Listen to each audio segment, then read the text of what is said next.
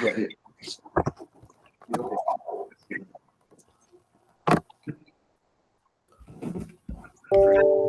I do a mic check? It's working. It wasn't working yesterday. It's working loud and clear now. Thank you. I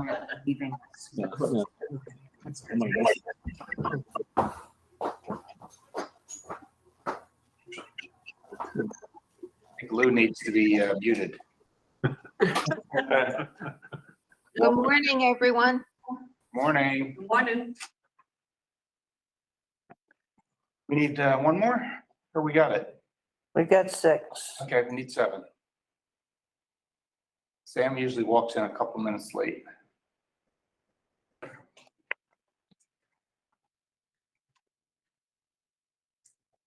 We don't have a quorum, I guess that means we turn everything down, right?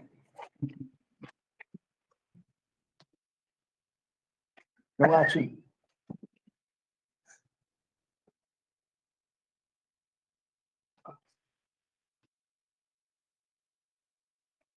All of you showed up, so we'll do something to entertain. Might not want to see that. I could sing. We see you dancing with your feet under the table. Yeah, you're good. You know, my dad always told me to sing solo. Solo, nobody could hear me. By the way, Virginia, that's very 2-lane colors behind you. I like your wall. 2 lane, green. Yeah, green wave, roll wave. Oh, okay. My What's wife's green and what? Is it green and white? Green and white. Wow. I'll have to remember that. With a dash of pink. Well, yeah.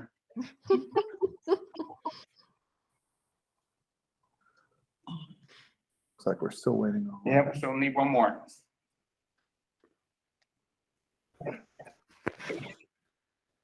Dorothy, you want to ask Susan to verify who the phone numbers are if she can? So, I mean, just more for meeting minute purposes.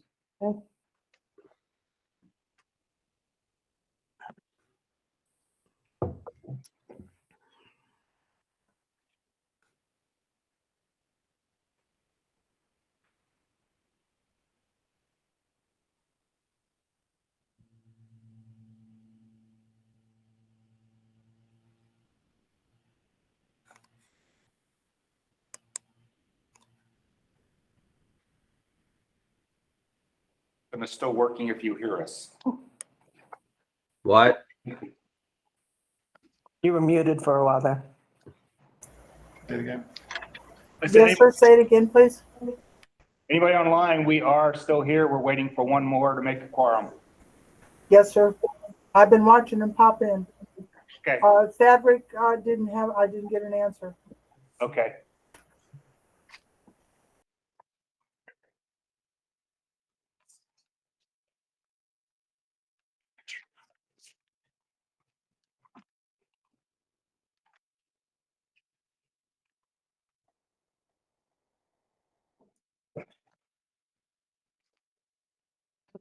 Susan, if you have Sam Shannon's number, can you call him and see if he's planning to attend? Yes, sir. Doing it now. Thanks.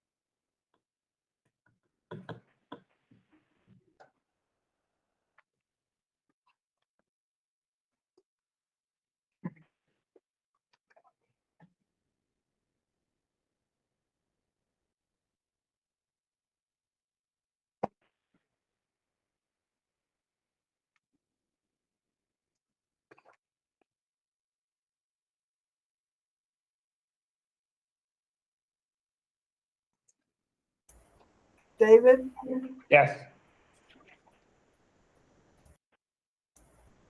Yes, Susan. Yes. Can, I said yes. I can't hear. that's Louise. David, Sam's on his way. He's on the off ramp. He'll be there in about 4 minutes. Okay, thank you. Always late. It gets started probably because. Yeah, I can't do attendance. Let me look up there. Well, we've done that before, where we started the beginning stuff until we get to consent agenda and then we stop. We'll get there quickly, so we must have just stopped. I also want to. Right, So, exactly. I think Yeah. you guys have to vote on the reorder. Exactly. We do. Yeah.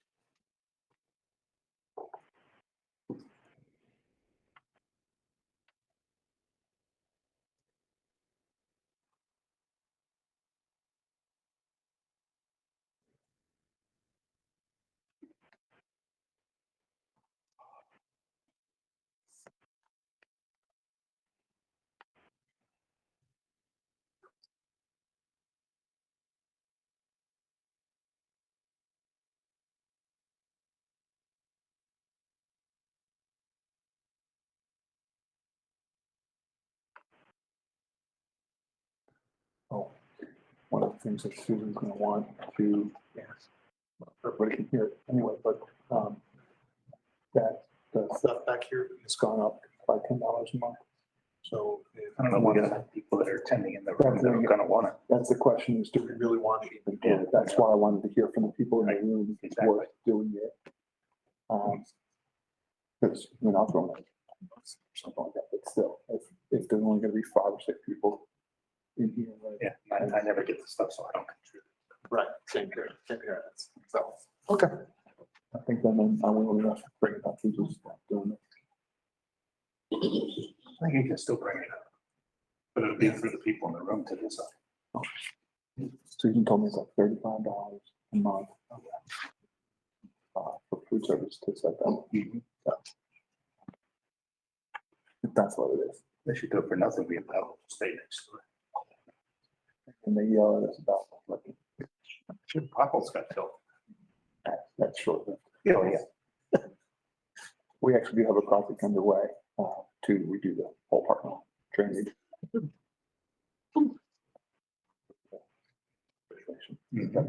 Oh, good.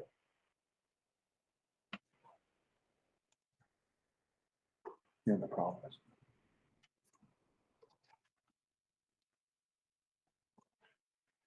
I can hard out on a consulting. I'm working. Yeah, for his. Doing his bathroom. He's a Master bathroom. bathroom. Oh, that's great. So I turned him into a measuring guy and a photograph guy. So he uploaded all that stuff to me. Now I'm gonna, the as-built plan done. He is your field He's rep. my field guy. He's my highly underpaid field guy. Before I even talked to him, I said, I've already downloaded aerial shots of your house and see where your boat's at in the back and the pool. That's why I asked him, I said, how much advice did it take you to finally? Get out- all this get out of fast?" there. I did it the first time. It took me 20 minutes. Oh, my God. No, I'm with you. I saw that. I can only imagine if I'm sitting in the boat and I'm passing on the roads and going left or going right to try to figure out how to get out. It's almost like you need GPS just to say, okay, take me out. Yeah. I'm sure he's gonna take. Auto drive. Oh, my God. What a development. Innovation. Yeah, yeah. Nice. I talked to him on his 3rd day of retirement. He said, yeah, I'm still getting up early. I can't stop that. Yeah, we got a picture. I think Susan got a picture from him of the little boat in the backyard. It's not really like big boat, it's more like a ride up, Yeah, he's a little fishing boat. and it's cute, just 2-person thing, you know, it's, Shoot. Sam must be walking here. I'm sure, you know. Well, I know, I'm saying, you know. Yeah. Trying to kind of check ourselves out. It's like, okay. Everywhere with people. Start their own business. Yeah.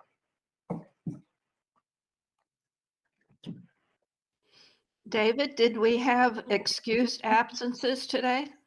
We had 3, so we didn't think it was going to be an issue. It was Michael Gelfand, Tradrick called in this morning. He was not feeling well at all. And Bill Hukel. So we only had 3. Sam has arrived. We have a quorum. Yay, Sam. First thing I've accomplished in months. Well, we appreciate it. All right, we will get our meeting started here. Call to order and attendance. We will start with Mike Guida doing attendance in the room. Mike Guida, CORC. Sam Shannon, CORC. Holly Hahn, Office of the General Counsel. Angel Garcia, Facilities Construction. Dave Dolan, Facilities Management. David Porter, Cork. John Cheshire, CORC. Dorothy Banashewski, Facilities Construction. Virginia Ferris, Cork. Hold on a second real quick. Okay, got some more people in the room. Jorge, start with you, go around. Jorge Sigler with the Office of Diversity and Business Practices.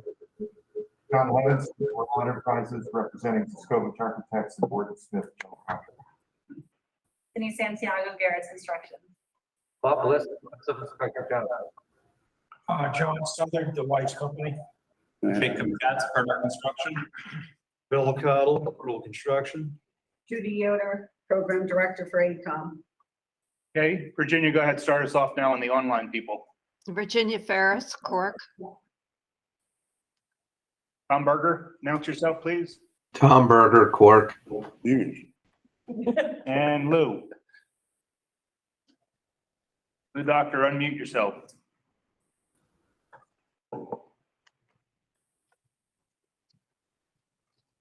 Lou had audio issues last time.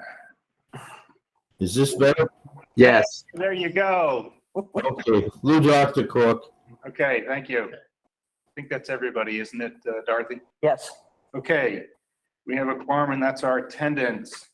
I don't have anything to report, so we will kick right on down the list here. Anyone with a conflict of interest for anything being reviewed today? Seeing any hands in the room, anyone online? Nope, okay, no conflicts. CORC report. Lou, you did the report last month. Can you do that for us again? Well, I have some comments about last month. Okay, go ahead. Normally what happens is Chairman Barbieri asks for approval of the consent agenda. Usually the superintendent makes some changes. He adds like P1, which is personnel agenda items. In this particular case, he also pulled P2. Actually, it's FC2. That was the high school where we voted 6-4 to approve it going forward. When he pulled it from the agenda, that meant no action was taken. It wasn't discussed. It disappears. It's on the agenda again for today. If there's ever a negative vote, and there were 4 in this case, we give the background and explain why there was a negative vote. So we did that in this particular case, including a good write-up from John Chester, which summarized what his objections were, and that was included in our report verbatim. So we'll hear an update, I'm sure, today where it's back on the agenda again. That was the cost increase through the sheet metal and the ducting system. Right. Thank you, Lou. And you can do a report for us again for today's meeting? Yes. All right, thank you. Staff updates. Okay, well, as Mr. Doctor just mentioned, I'm going to kind of want to roll my staff updates into a request to reorder the agenda. First couple of points that I wanted to let everybody know. Right now, while CORC is going on, our Office of Small Business and Diversity, Jorge's here with us today. The Office of Small Business is running a Supplier Diversity Construction Summit at this very moment. And it's a big deal for us. As a matter of fact, our construction department has a lot of staff members that'll participate, go attend. And as a matter of fact, some folks, like the guy sitting next to me, are actually running some of the activities. And I know some of our contractors are attending that as well. It's a virtual event, but it's going on simultaneous with that. Another point I wanted to let everybody know about is that we are also having next Thursday, we are having what we call a symposium. It's basically an escalation, materials, shortage, delays, the delivery delays kind of symposium. We're having it at Safe Schools. It will involve a number of the contractors, a lot of the contractors we work with, as well as a lot of the architects. They will actually be doing presentations. All of our staff will be there as well. And it's more of an opportunity to get together and listen to them, understand from them what they're seeing, and other ways to mitigate some of the things that we're experiencing or we've been experiencing. And knock on wood, hope that it changes soon, but if it doesn't, how we move forward. But with that said, with those two items, the reason why I wanted to ask if we can reorder the agenda, I wanted to see if I can pull and reorder FC6, which is what Mr. Doctor was referring to last month's FC2. If we could reorder and do that now, because Angel is going to have to leave in some time, and I want to make sure that we have an opportunity to present to you the information, because we told you we'd come back and get further information on that escalation. So I move that we reorder the agenda as requested. I agree with that. I think once we do the consent agenda and we go down figuring out what gets pulled, we will then hit FC6 first, okay, because it is on the consent agenda. all right, as long as we're going to. Yeah, we'll hit it first. Quick. Yeah. I mean, I know I won't pull it, so that way it'll get pulled and we'll hit that first. Does anybody have an objection to doing FC6 first once we get to the consent? Okay, not seeing any. Any other shifting? No, got a couple of ads later on. CORC, the meeting date and time. Okay. Okay. And then we've got a couple of other things under new items. We can put meeting dates and time under 5.0. Yeah, that's exactly where I thought we would. Okay, very good. All right. David, So, yes. David, let the minutes show that we've been joined by Frank Simon. Okay. Thank you. Thank you. All right. That it for your staff updates, or you have anything more? Okay, that's it for staff updates. Any public comments on non-agenda items? Not seeing any hands. Anyone online? I guess we allow online comments too. Not seeing anybody chiming in, so okay. Our usual public input. All right, let's go down consent agenda. FC1. John wanted it, I wanted it. Anyone online? Okay. FC2. I wanted that. FC3. FC4. FC5. FC6. John wanted it, I wanted it. EIR1. I wanted that one. PC1. I'm sorry. PC2. PC3. PC4. PC5. Look, I'm conducting bingo here. PC6. I wanted that pulled. And that was, yeah, no, another page. Yep.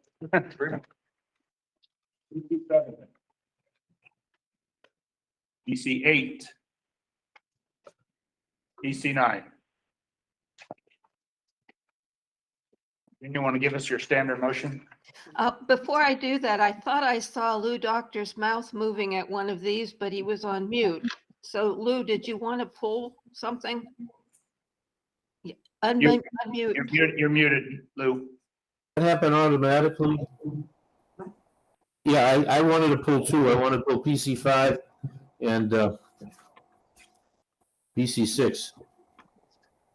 Okay, Okay. I move the items not pulled to go forward without objection. second by Sam. Do Do we have to pull everybody again? I would recommend it. Now, is that going to continue, I guess, as long as we are both virtual and in the room, I guess? Yeah, I just think it's good practice for housekeeping that the record's clean, that everybody voted. Okay, Dorothy, you want to do the polling, please? David Porter, Aye. Craig Simon, Aye. John Cheshire, Aye. Lou Doctor, Aye. Michael Guida, Aye. Sam Shannon, Aye. Tom Berger, Aye. Virginia, Aye. I don't know how to pronounce your last name. I'm sorry. Ferris. As in a wheel. Like a Ferris wheel. Harris, okay. Did you get my eye?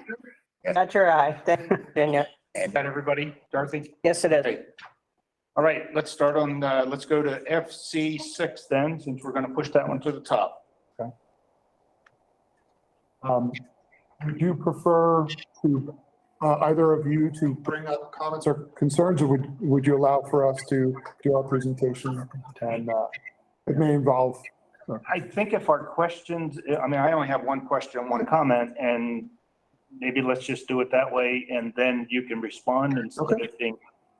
do the presentation. Then we'll do the presentation. If, Oh, okay, I was going to say the opposite. Oh, you. Oh, my comments are not specifically actually related to this. I just think that as a district, we need either a policy or a procedures process for escalation of costs, which are going to continue to happen. And they will be unforeseen even to the CM. I think we need to establish kind of a time frame from the GMP to when we expect the materials to be ordered. So that, you know, if the CM doesn't order something for 8 months until after the GMP, it's like, okay, shame on the CM. But I don't know what that time period should be. So that's where you and the CMs can work out what that's reasonable. And then I think we need a process that the CM shows that they've got 3 costs from different vendors and they all show escalation. Okay. So I'm just looking for a process that every CM then knows going into a job, whether it's part of the contract or whether part of a policy, of how the process will work to make a claim for escalation costs. That's all I was looking for. Okay. So I didn't have specifics about this one. I mean, I'm okay with this as an extra cost. Whatever happened, happened. Whatever timeframes happened, happened. The bottom line is we need to pay the extra money or you don't get ductwork. So. Well, my comments are just the same from last month. I guess I had 3 major points. One is that the contract doesn't provide for escalation. 2, the request for escalation was untimely. It was very late. I think if you would have done it quicker, maybe we could have saved the money, and that the backup was insufficient to support the requested escalation. Okay. Well, if we may, we'll come back to, how about we come back to yours, because we do actually have a separate slide presentation on process. we actually did kind of think through that process. We kind of put some details together in a slide presentation, which we can get to. But what I'd really like to do is jump on to the items in particular for this one that Mr. Cheshire had identified, whether or not it provides for it in the contract, whether or not this was timely and the associated timeline in order to be viewed as timely, and whether or not the backup was sufficient to support this. So if you wouldn't mind, can you put up Angel's? That's not the one.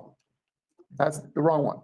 That's mine later on, one that I'll ignore. No, it's the one that says that one. Nope, next one right above it. There you go. Perfect. Am I good? Yep.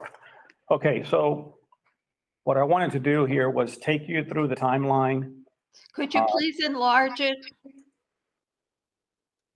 Okay. The little plus symbol up top, plus minus, plus, there you go. Thank you. Okay, so what I wanted to do here was present the timeline and the procurement of the ductwork for the high school, and hopefully shed some light on some of the questions that John Cheshire has, and hopefully answer them. There's also another presentation separate from this that we can address the specific question as it pertains to how the contract addresses subcontractor buyout. But in terms of the timeline for this specific item, for this specific project, so we have a timeline split. On the left side, you see the bidding process up through the GMP. On the right, you see the construction and administration performed by PERTL alongside, so you can understand both. So let's start with the left side on top. So just to explain the players here, Commercial Duct Systems is a supplier and fabricator of the ductwork. They provided the ductwork on the project. Coastal Sheet Metal is an SBE, a small business enterprise subcontractor, second tier to HIVAC, and their responsibility on the project is to install the ductwork and any related accessories to the ductwork.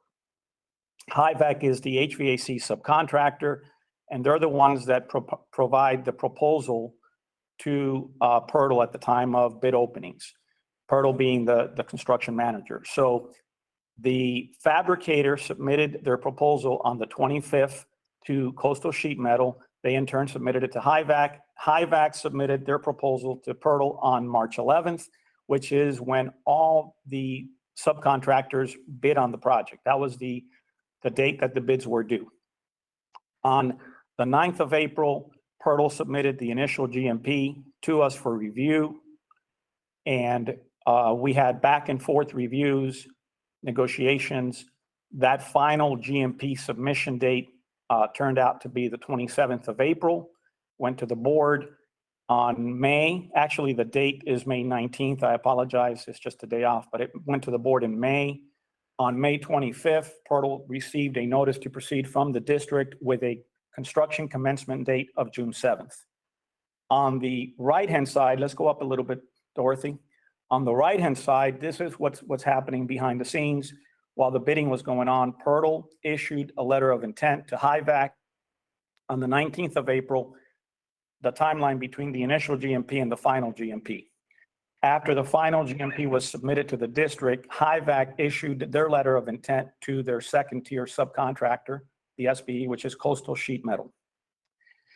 On June 7th, PERTL issued the contract to HIVAC. So between GMP submission, notice of NTP, and negotiations between PERTL and HIVAC, the contract was issued to HIVAC. Not only to HIVAC, we're putting HIVAC here because it pertains to this particular issue, but PERTL was issuing contracts to all of their major subcontractors, including their structural steel subcontractor, including their MEP subcontractors, such as electrical, low voltage, fire sprinklers, etc. Because all that, we're going to talk about it in a second, needed to be coordinated upfront in the project. On June 18th is the letter that we're going to talk about it in the next slide, but it's the letter that was received by Coastal Sheet Metal from the fabricator saying that the price, about the price increase. And we're going to specifically talk about that letter in a second.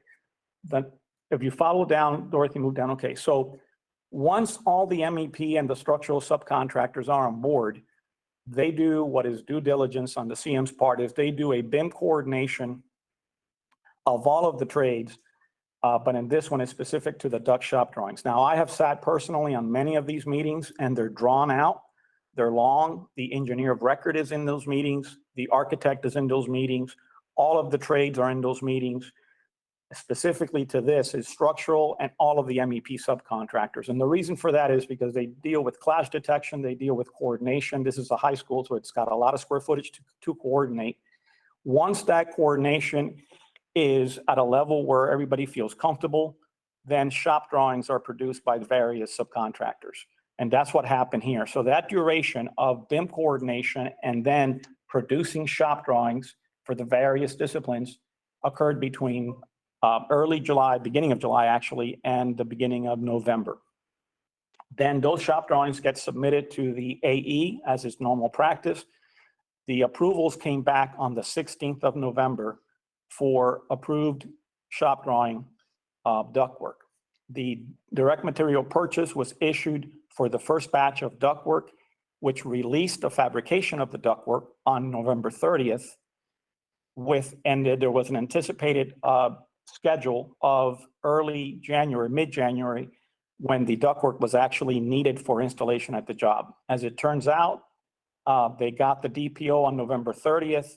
The ductwork was purchased, fabricated, and delivered to the job right before the Christmas break, so at the end of December. So it was ready for install. So let's go now to the second slide. So this is the letter in question that came up last time by the fabricator, commercial ductwork, to the SBE subcontractor who was the installer on June 18th, and scroll down to the letter, and it says here, and we talked about this at the last CORC meeting, protect your bids. If you have work, lock in your numbers with a purchase order so we can secure the cost with steel pricing inventory. And I wanted to highlight this part.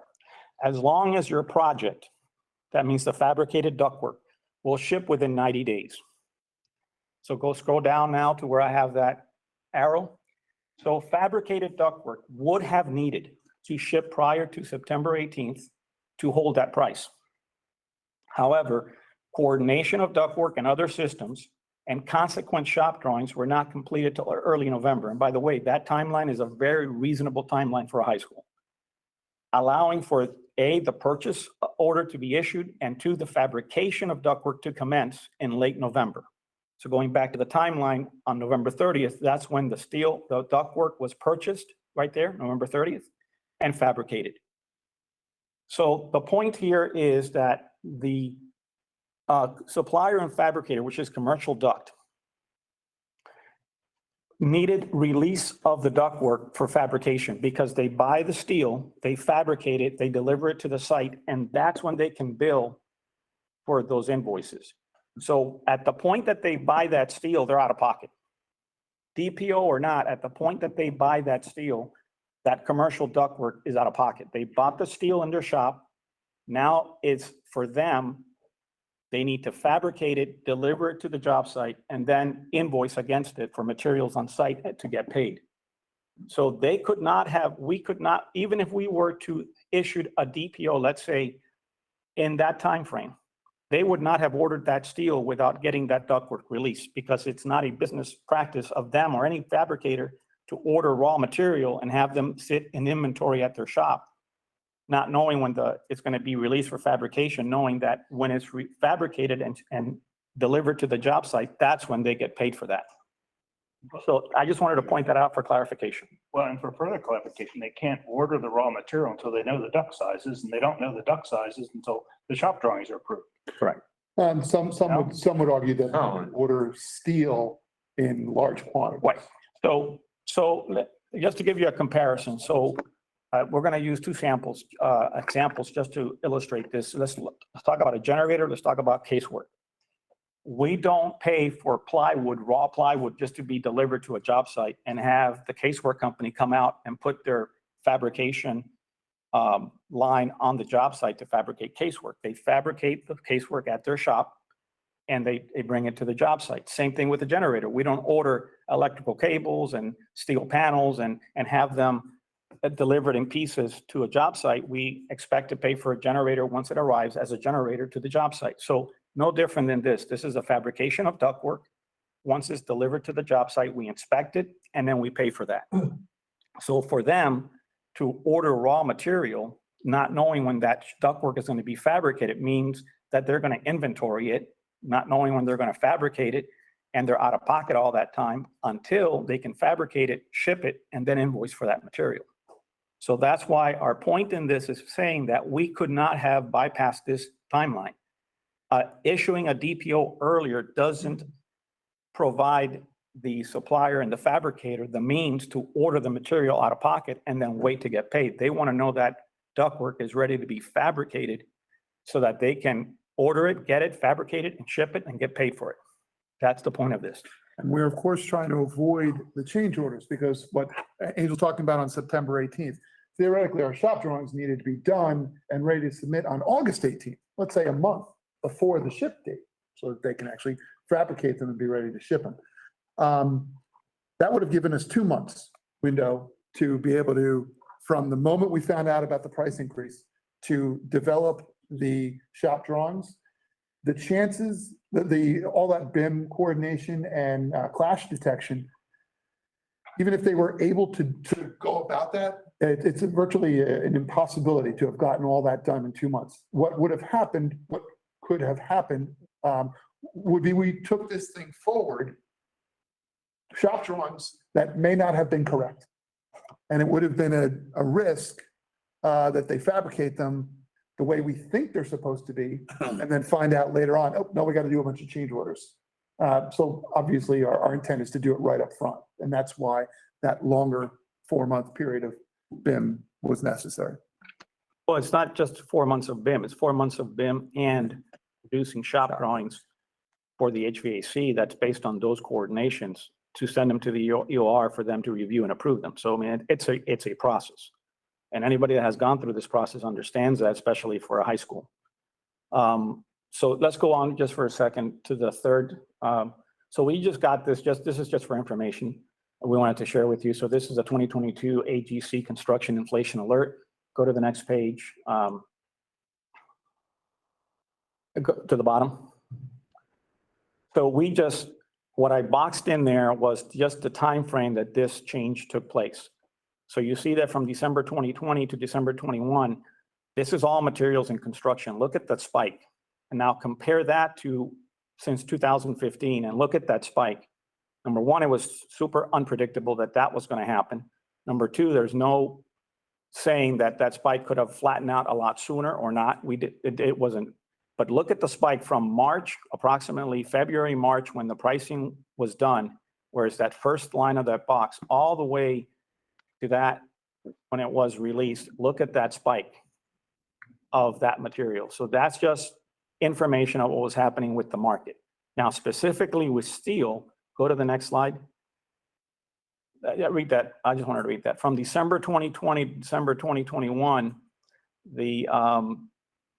that's the Producer's Price Index, a PPI, stands for Producer Price Index, for steel mill products, more than doubled, rocketing up to 127.2%. Go down further.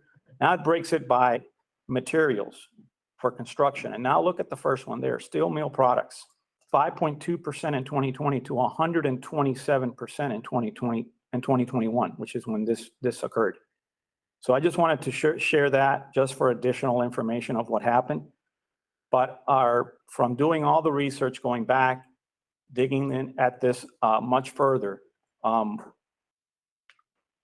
we believe that the timeline that was followed was not only adequate, but was due diligence on the part of the CM to make sure that all the materials were ordered right, and the fabrication needed to wait for that process before it could start to ensure that we got the right products at the site and not encounter a significant amount of change orders on the site, which is why the whole BIM process is put into place in the first place. So just wanted to share that. I think that's the end of what I had to share with you guys. And if I came to one slide, Dorothy, on one of your other ones, the one that's titled escalation. I want that first slide pulled up if you can.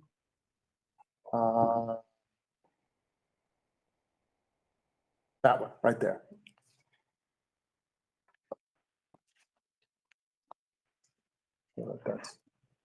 That's showing up. It's not showing up. There you go.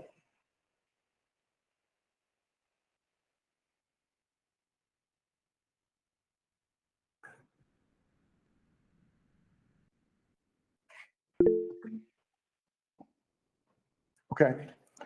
So this is question number one, I believe, when John was identifying whether or not it is provided an opportunity in the contract. Again, we brought this this forward. This isn't actually a CCUA. It's not a change order that this occurred through. This is a CCUA where it identifies that we can use, may use construction industry for buyout of trade subcontracts. Highlighted lower during the subcontractor buyout process, if the CM accepts the subcontractor bid that is higher than the amount established for the applicable line item, the deficiency may be taken from construction contingency. Basically, this is one of the points that I know we've discussed this while Jim was here for a long time, was the concept of buyout savings versus buyout overage. That there's both sides of the coin on the use of contingency. And that's really what this is viewed as, a buyout overage. So in fact, there is a vehicle to acknowledge that. Now, we don't disagree with both Mr. Cheshire and Mr. Porter in that it doesn't mean that it's a blank check. There's got to be a process in place. There's got to be some validation that they did their job. They did their job timely. And again, I also agree that we recognize we're paying for CMs to watch out for us. It's their job to tell us, hey, we see this thing coming down the pike.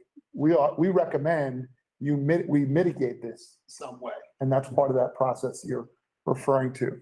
So I think that kind of where we want to leave that. If we want to open it up to additional questions. Well, I know Mr. Frank Simon, go ahead. He had his hand up first. Go ahead, Frank. You're muted, I think. Unmute yourself. When the raw material of the sheet metal goes to the fabricator, does it come in rolls? Frank, I don't know that. Well, my feeling is that kind of material doesn't come pre-cut to size. It comes in rolls in the first place, so that it could be very easily a bulk quantity for the project before final shop drawings are approved or everything else. You know roughly how much you're going to need. And that could, if there's a notice that prices are going up, that could be bought and put away. And the worst comes to worst, we pay some interest or pay you out early, but not just afterwards get hit with this. We do lose sales. Okay, go ahead. Just the issue on that I want to clarify, Frank. I know what you're saying, but the person that buys that raw material is not the district. The district does not pay for that raw material, nor would we ever pay for that raw material. The one that buys that raw material is the fabricator. So what you're suggesting, if they ride the bulk rolls, is that the fabricator comes out of pocket, goes to the mill, buys the raw material, then it sits in their inventory, and they're not getting paid for that out-of-pocket expense until such time as the ductwork is released for fabrication based on approved shop drawings. That is one. Then they go and they fabricate it, then they deliver it to the site. Now they can bill for that material. Why would any company do that? I mean, that's not a good business practice. If there's a notice of a major increase in an item, and somebody says, well, if you don't buy it and take it now, it's going to double, then there are different actions you can take in response to that, rather than just buying the fact that you're going to pay down the road. And that's what I'm talking about. And you talk about the CM, that's what, I was a CM. And those are the kind of things that we have to pay attention to and react to and deal with the owner about. We appreciate that. And one of the challenges, and it's brought up a further discussion within our own ranks in this past month, was what you're saying, Mr. Simon, is we government cannot pay for in advance of receipt of any material. We're not allowed to. It's due diligence. It's proper, what is it called? Where you're not allowed to spend money in advance. Whereas what we can say, and we would do, is we would allow the contractor potentially to shell out of their own pocket to the supplier to buy the materials ahead of time. Now, that means that I ask the CM to pay out of their own pocket. I can't pay them either. I can't pay Pirtle to buy the material because again, I haven't received it. But Pirtle may be able to front the money. What it also does to us is then it eliminates the ability to have the direct loan purchases where we save sales tax. And that is a board expected effort to try to save the taxpayer money. So on this particular change order, I think we would have lost about $10,000 had we paid for that up front. I don't remember what the whole, right, no, just on the change. So it is a concern of, well, now we'd have to change the methods in which we do our whole GMP, where we get the sales tax savings because we are a government entity. If we let the contractor buy it, we lose that. Leanne, you had your hand raised. Did you have something to add to the process? I was just going to confirm what Dave was saying. By statute, we are not allowed to pay for something before we receive it. It's specifically excluded in law that we can't do that. So that's why I say it's always been a little bit of a challenge of trying to get through, because again, I'd love to ask Pirtle if they would pay for it out of their own pocket, and that would in fact benefit us. But we're also putting Pirtle on the hook to front that money for 4 or 6 months. Well, whether it's Pirtle or anybody else, we don't need to be asking somebody about that. John, I'll get to you. Mike Guida. I guess the question would be, does the construction manager know when that raw material was purchased? Was it purchased in the time frame when it was an escalated price, or was it purchased before? The Raw material. The direct material purchase was not issued to November. So it was purchased in November. Yeah, we were notified in June.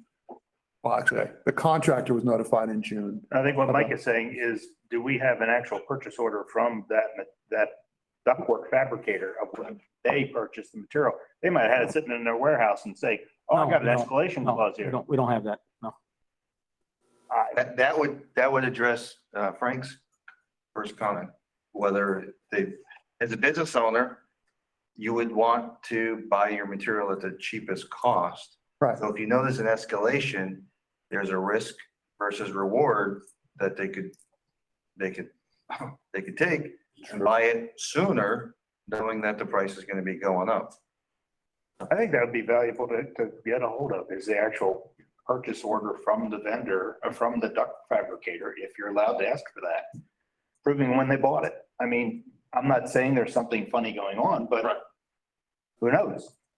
I would love to see that they bought it, at the time they needed it, instead of sitting in their shop for 6 months. John? Okay, I got several comments, I guess. We can start here with the contingency. And this actually proves my point.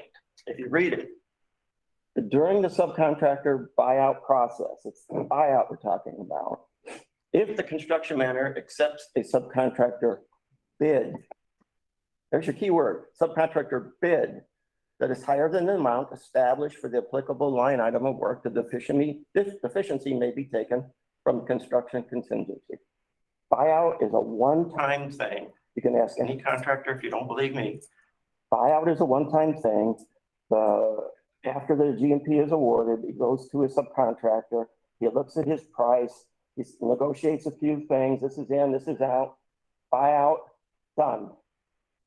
We add or we take away and the money goes back to. But construction contingency doesn't exist at the subcontractor buyout, at the subcontractor bid point. It's before the GMP is issued. I said after. Why would it say that you could take it from contingency if it doesn't exist? I said after the GMP is awarded to the CM, that's when he does his buyout. He goes to his subs and he gets the final price from what the subcontractor bid, and then either goes up or down. He adjusts it, goes into contingency, he's done with it.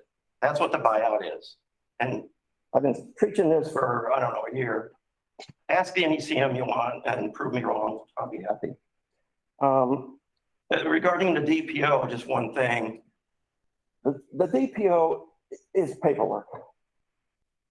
The way it actually works is the subcontractor issues a purchase order, a subcontractor, his supplier, sometime during the process, early on, saying, I want to buy this material from you or this fabrication or whatever it is. He issues that purchase order, or, yeah, we'll call it a purchase order. Later on in the process, the owner gets involved and he issues the DPO, and he attached the DPO, the subcontractor, the purchase order gets attached to the DPO. It's just paperwork. It can happen anytime you want. It can happen the day before delivery if you want. It's not a physical thing, actually. It's just paperwork. So emphasizing that point, I think, is not relevant. It's a paperwork thing. Okay. Now, if we can we go back to the timeline? I've got a few things on the timeline. While you do that, my point with coming up with a process is I think the timeline you ran through should be part of what a CM has to submit as to validating. Basically, they need to validate what you've already validated. Yeah. And that needs to be part of the CM submittal. It's just like when they submit a delay claim for weather, they got to submit weather reports and show when it really rained at the job site, not just in Florida. So that type of thing should be part of any type of process we come up with. Let's start, excuse me, let's start with a 5/10/21 HIVAC letter of intent to coastal sheet metal. If you actually look at that, I know we don't have it ready to go up there, but it says to coastal sheet metal, this is to advise you of our intent to award your firm the mechanical duct distribution system. We need the following information: submittals and lead time. So on May 10th, HIVAC is asking for submittals. And if we're going to go through this BIM process, that's going to take several months, why were they asking for submittals at that time? And what was Coastal's reply to this letter? We don't have that information. If Coastal had an issue with their bid price, that would have been the time to bring it up. Hey, my supplier's ductwork bid price is only good for whatever it was, two weeks, 3 weeks. We got an escalation problem. Here's the red flag. Let's get going on this. Nothing happened. That goes to my point of this was an untimely submittal. Let's see. Also on there, the 6/18/21 letter about from commercial to coastal about the price increase. I guess I'm not convinced that that's really a letter specific to this project because it doesn't have letterhead on it or anything. I think it's just a general statement. In fact, it says, dear value partner. It's not really addressed to coastal sheet metal. And again, nothing happened with that letter. That would have been another red flag. Hey, we got a price increase coming up. Let's see what we can do. Buy the material, buy the roll of steel early, whatever it may be. School, help us out here. Portal, help us out here. What can we do? We got a price increase coming up. Nothing happened. Well, that you say that nothing happened, and I don't want to disparage Pirtle and say that nothing happened because, in fact, I know things did happen. I know that there were attempts to mitigate. I mean, if we'd like, we could certainly have Jacob from Pirtle discuss that, but that would suggest that they just did the, oh, look at that letter. All right, put it back in here. They did not. Right. So I just want, Jacob, if you'd care to comment on that effort, I don't want to leave you out of this, that there was some measure of intent. I was hoping to offer us a little bit of feedback on a couple items that came up, but I just wanted everybody to know. Yeah, well, how about if I finish? Yeah. Okay, that's good. Then it goes on, because I still got a few. What's not on there is the Coastal's August 3rd letter to HIVAC. And let me see if I can find it here real quick. I don't think, Dorothy, you have it there. Give me a second.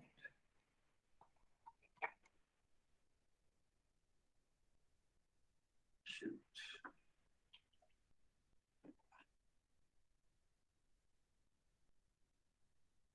John, I suppose, what's the bottom line? You just don't think we should pay the extra?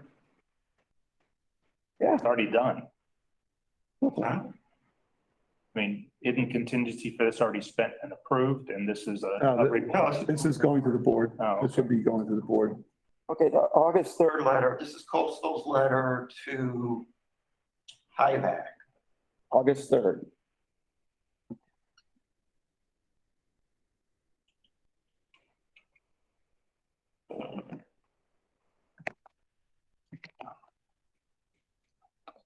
All right. Yeah, it's not the right one.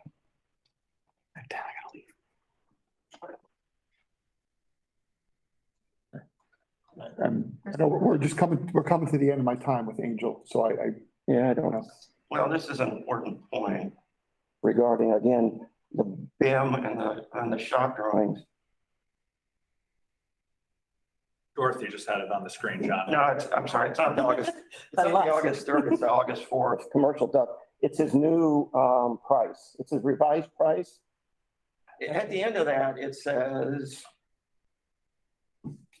Due to steel fluctuating prices, we will honor this quote till March 2022 so in August, of 21, he can guarantee his price for 8 months all of a sudden. when just 3 months previously, he couldn't Do it for more than, whatever it was, a few weeks.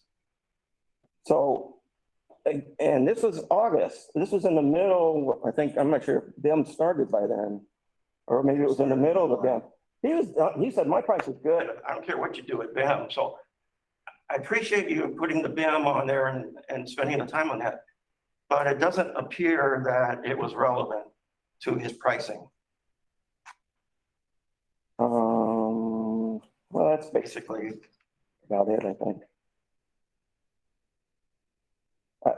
Again, I think Mike he had a good point there about when did they buy the raw material? It'd be nice to know that. There was still no backup on the price increase. This was the price per pound when I did it. This is the price when I bought it. The one slide you had talked about 127% price increase in steel. Yeah. Commercial duct is asking for a 40% price increase. No backup. So that's where I'm at. Frank Simon, you had your hand raised? I could tell you that on major projects in the past, we have paid in advance the owner for off-site storage that was identified as belonging to us once we were paying for it, in order to be sure that it would be there on time. And that's all I'm saying is that before we set a precedent, we should worry as much about what could happen in the future. They could come in with 100 different items, which from the time of the original award are going to go up in price till the time they might get fabricated or delivered. And we have to think about how to deal with that so that this doesn't become a constant request. Yeah, but Frank, what Leanne was saying is that the state statute does not allow government agencies to pay in advance of when the product is actually at the job site for installation. So we can't buy raw materials for ductwork and have them store it for 6 months because it's not something we can use. It's not ductwork to be installed. It's basically like, if it's not part of the real estate, we can't pay for it. And so that would mean the CM would have to front it, or the sub would have to front it as a favor to us to save us a couple bucks of what the real cost would be. Well, I'd have to read the state statutes, how specific they are because of this kind of situation. Okay. All right. Can I let Jacob, Yes. Hurdle? Should I sit up at Sure. that table? Thank you. I'll try to be quick. I know Angel's on a short timeline. I know there was some talk about purchasing of raw steel for commercial ductwork. Like commercial ductwork and other duct fabricators, they're in the business of supplying fabricated ductwork. I don't even think that's an option for us, the school board, even for coastal sheet metal, to purchase the raw steel and ask commercial ductwork just to hold on to it until we're ready to start fabricating ductwork. Commercial ductwork sells fabricated ductwork.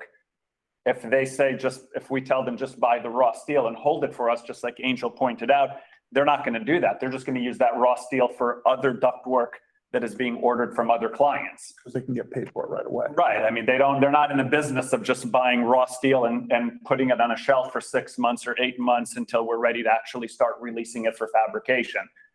So I don't even think that's an option. And I don't even think that's just commercial ductwork. It's any ductwork fabricator. Just like Angel said, the example of the generator, we can't ask a generator company to buy a bunch of the parts and pieces for the generator and hold on to it for a year until we're ready to release the generator so they can actually build our generator and deliver it to our job site. So I don't even think that's an option. I agree with some of the comments about the timing of the DPO. I don't think that is so pertinent. We could have even gotten the DPO sooner if we were ready to release the ductwork for fabrication sooner. So the timing of the DPO was just aligned to when we needed to release ductwork, when the shop drawing and the BIM coordination process was completed. I think to Angel's point, that was really the main concern here, was we needed to finish shop drawings before we could even release the ductwork for fabrication. John, I know there was a comment about the letter of intent from HIVAC to Coastal and asking for submittals. That was just a general statement because Coastal Sheet Metal has a lot of other submittals they provide too that are not reliant on the BIM coordination process. They provide dampers, they provide louvers, they provide exhaust and supply fans. Those are all submittals too that were provided to us right away when HIVAC provided their letter of intent to Coastal Sheet Metal. The ductwork portion is reliant on the shop drawing timeline and the BIM coordination. So that was just a general statement about the submittals. Okay, so the big question about what happened between that mid to late May period all the way to early August. I'd like to maybe shed a little bit of light on that because reality is HIVAC did contact us, and it's the president of HIVAC called me personally and said, Jacob, Coastal Sheet Metal just notified me of a problem. Commercial Duct is telling them that they're going to be susceptible to a price increase unless they can release ductwork right away or within the next 3 months. And we know we're not going to be able to release ductwork until November, December. What do we do? And I did the same thing I've been doing with other subcontractors. I pushed back. I tried to mitigate the problem. I said, HIVAC, and the president of HIVAC is a guy named Angel Cabrera. I said, Angel, talk to Coastal, talk to Commercial Duct, try to negotiate something. We have a bid from you. We are not just going to accept that price increase. And there was a lot of back and forth between myself, Angel Cabrera, Coastal Sheet Metal, Commercial Ductwork to try to mitigate and negotiate the problem so we don't have to bring it to the school district. Unfortunately, by July, it became to a point that it was not going away. Steel prices were still skyrocketing. And I told HIVAC, put it in paper and let me get it over to Angel Garcia right away so we can start talking in the school district level. So that's what happened between roughly June 1st and August 1st when I eventually brought the information directly to Angel and said, unfortunately, I need to talk about this. And there's other examples with other subcontractors where we did push back and we were successful in mitigating the problem. And we did not have to bring that to the school district's attention. If I'm okay, I just want to add three examples that have happened in addition to this that Pirtle has mitigated for the district. One example was with the countertops of the high school science classrooms. They were able to find an alternate product that was acceptable to the district, to maintenance and to building code services, submitted as a variance, got approved, mitigated cost escalation. They were able to submit a alternate manufacturer of VCT that is not in our specs, that it got approved. It was reviewed by the building department, by maintenance, by the architect. It was accepted, and they mitigated cost escalation. What he's referring to, pushing back, they got a price escalation on wood, plywood from their casework subcontractor. They pushed back. It went back and forth a bunch of times. They were able to mitigate it. On that particular case, they were successful in mitigating it. The casework subcontractor absorbed the cost because the plywood cost didn't go away. But it was not, I don't know if it was absorbed by the casework subcontractor alone or by Pirtle. That I'm not into that detail, but the school district did not get hit with that. So there's been other instances that have come up on this job where they've done what they did here, is basically do their due diligence up front to try to mitigate it. This was just not a successful outcome. Hold on, John. Leah, you had your hand raised.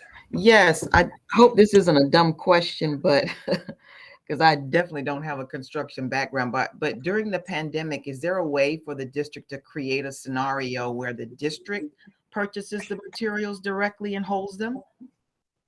I don't think in advance like this one with Ductwork, because, you know, we could have a school that's out to bid tomorrow when we don't know what the ductwork's going to look like or what the sizes that are going to be needed to know.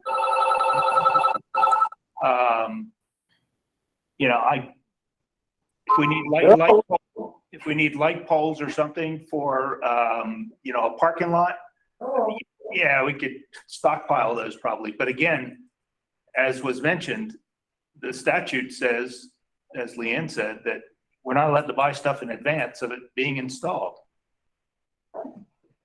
Well, but I mean, without you looking at the contract directly, just taking an assessment of maybe what kinds of materials or supplies may, you know, run into these kinds of issues. So it's not like you're purchasing in advance of a contract. You're just purchasing, you're just, you know, stocking materials in the event that you move forward. So, I mean, I'm trying to come up with a way to resolve the issue. I don't know. And Ms. Gaines, you are spot on. In fact, I think Leanne's probably going to jump on the same response, but we are actually working within the district right now for that exact thing. We're working with the purchasing department to try to see if on these GMPs that are coming up, if in advance of a GMP that might go to the board in May, if there's materials that we can buy, let's say there's light fixtures. We're going to buy 500 light fixtures for a school. You're right. If there's a way that I can buy those in January, we might do a separate direct purchase. If I know exactly the fixture I need to buy and the quantity and feel comfortable that we're not putting ourselves at risk, then Ms. Gaines, you're absolutely right. We are working towards that. Okay, yeah, because I think that's the kind of approach we're going to have to take now. Thank you. I just add one of the complications with that. If we were to buy it, we have to find somewhere to store it and make sure it's going to be safe and secure and it's not going to get stolen or damaged. So that's part of the complication. It's buying the materials and finding a way to store it, because if we bought it, it's not necessarily the contractor that owns it. We're working through that. You know, who's responsible for maintaining it and storing it to make sure it's available when it's needed. So we're working towards that. We're working on it. It's not always as easy as it sounds, unfortunately. Well, and then the other problem, if you just use the light fixtures, let's say we get 500 of them, they come in on a tractor trailer, they're unloaded by some maintenance department. If we don't open every light fixture, we don't know if 10 of those got damaged. And all of a sudden, now you're 10 light fixtures short. If the contractor buys them and there's 10 damage, that's the contractor's problem. Go find 10 more. And one of the things Dave brought up is the warranty. The warranty on anything, talking about lights, the warranty kicks in the day we receive it, not when it's installed, if it's installed 6 to 8 months later. So it's not simple. But it's not to say we're not looking at it. It's just not a simple, easy decision to come to. Okay, John? I just wanted to ask Jacob if you had any thoughts on why commercial duct, or maybe it's there and we haven't seen it, why there was no backup on their price increase. The bid to Coastal is detailed into pounds. Pounds for the rectangular, pounds for the circular, and all that. Why couldn't we have gotten something that details the price per pound that he paid and the price per pound that he bid on?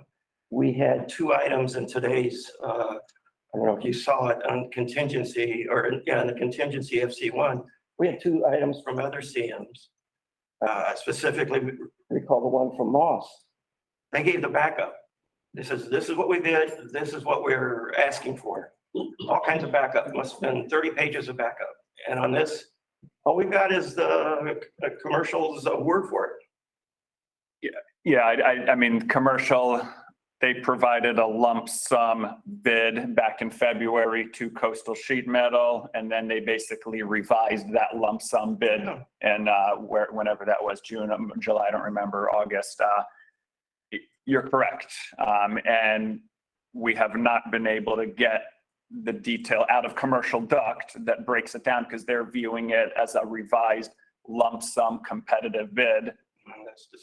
I'm just sharing that's where the approach that I discussed with Angel when we initially put the CCUA package together to substantiate that the new number from Coastal and Commercial Duct is reasonable is we got another sheet metal price from HLAM to compare against Coastal Sheet Metal's revised number that included the revised number from Commercial Duct.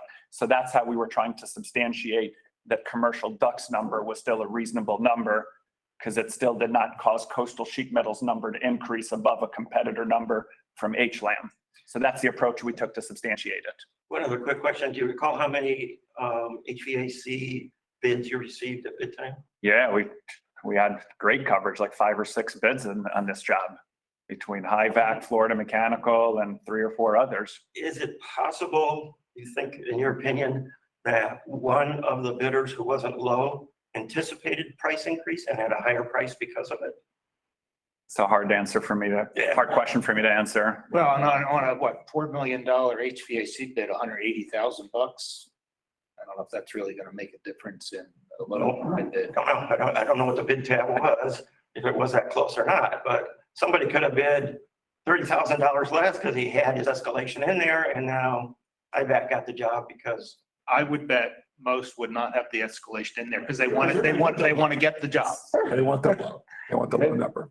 And I think Joe spoke to this at the last CORC meeting. If we tell all the subs, bid it, assuming escalation, and don't come to us for any change orders, everybody's prices are going to be 10, 20% higher. And we're going to struggle getting good coverage because some subs are going to say, I'm not willing to even take the risk and give you a bid. I can go to another project and bid them, and they're not going to put me through that requirement. So it's going to cause poor coverage and higher prices if we take that approach. And one last item, I know, John, there was a comment, and in fact, I pointed this out to Dave and Angel and suggested we may want to bring it up, but you're right, in the revised price from Commercial Duct, they say that they're willing to hold it now until March of 22.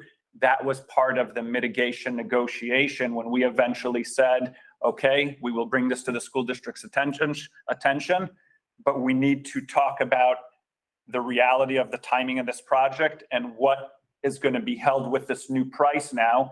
And what we, Hurdle, HIVAC, and Coastal agreed is that all the ductwork has to be released by March if we're going to agree to this increase with Commercial Ductwork. So that was part of that whole negotiation mitigation that was occurring before I brought all of this to Angel's attention in August. Yeah, but my point on that was, couldn't have been part of the negotiation at the original bid. When he submitted a bid, says, hey, my price is only good for whatever it was, 2 weeks. We tried. Couldn't somebody say at that time when you got awarded the contract, hey, we need to get you a real price here because we're signing the GMP up?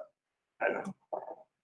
At that time, we weren't aware it was going to even be a problem. I mean, that's when prices were still skyrocketing out of control and nobody knew where it was going to go. I mean, and we thought. That was one of my big points, is that there was no discussion going on at the time when there was that June letter, which.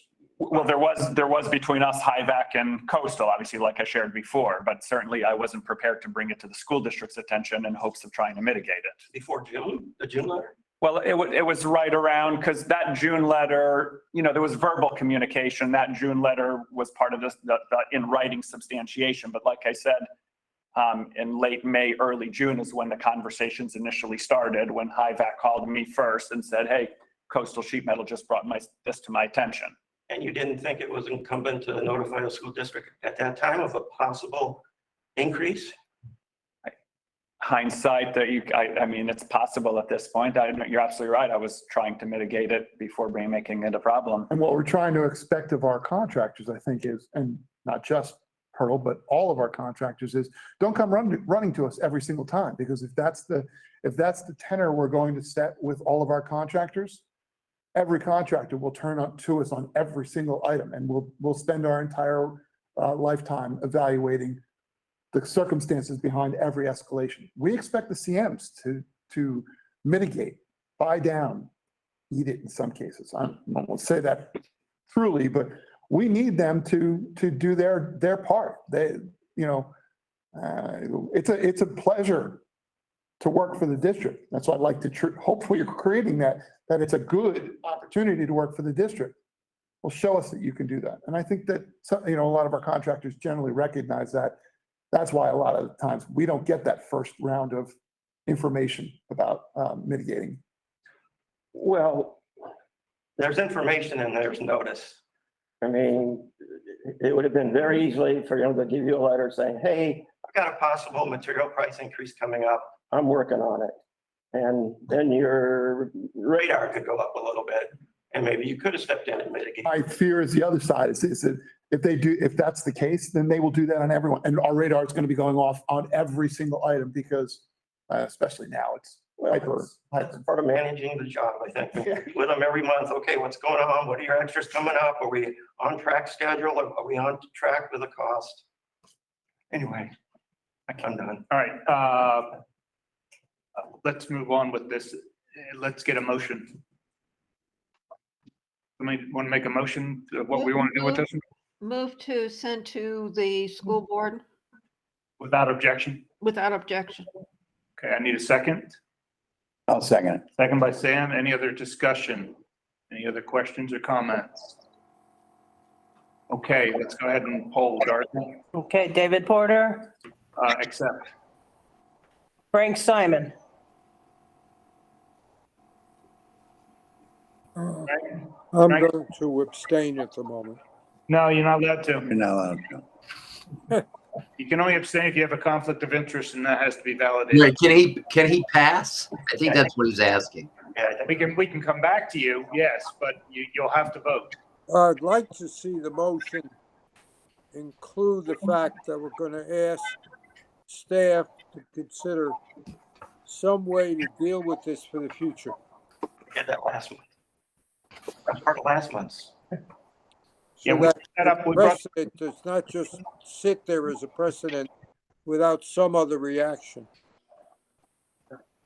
Right, Dave, is that something that you guys are trying to look at as a process by which escalation costs can be presented or not? Yes, what you were asking is basically, do we have a process or are we working on a process? Yes, we in fact even have a slide deck to show a couple of. Frank, I had brought that up and what Dave is saying is that yes, they are as staff working on a process that we can handle future cost escalation claims. you want to go through that now or? No, we're in the middle of this. So that's coming up even in today's discussion, Frank. So if you want to keep that out of it and have a vote on yes or no. I'd like to make sure that's added to our approval to our comment when it goes to the board, that they are working on that. You comment if you reject, if you vote no. Well, if you vote no, then yeah, that can be one of the dissenting opinion comments. We already have a motion on the table. Excuse me. It sounds like he may want to vote yes and also include the comment. I don't want to force him to vote no.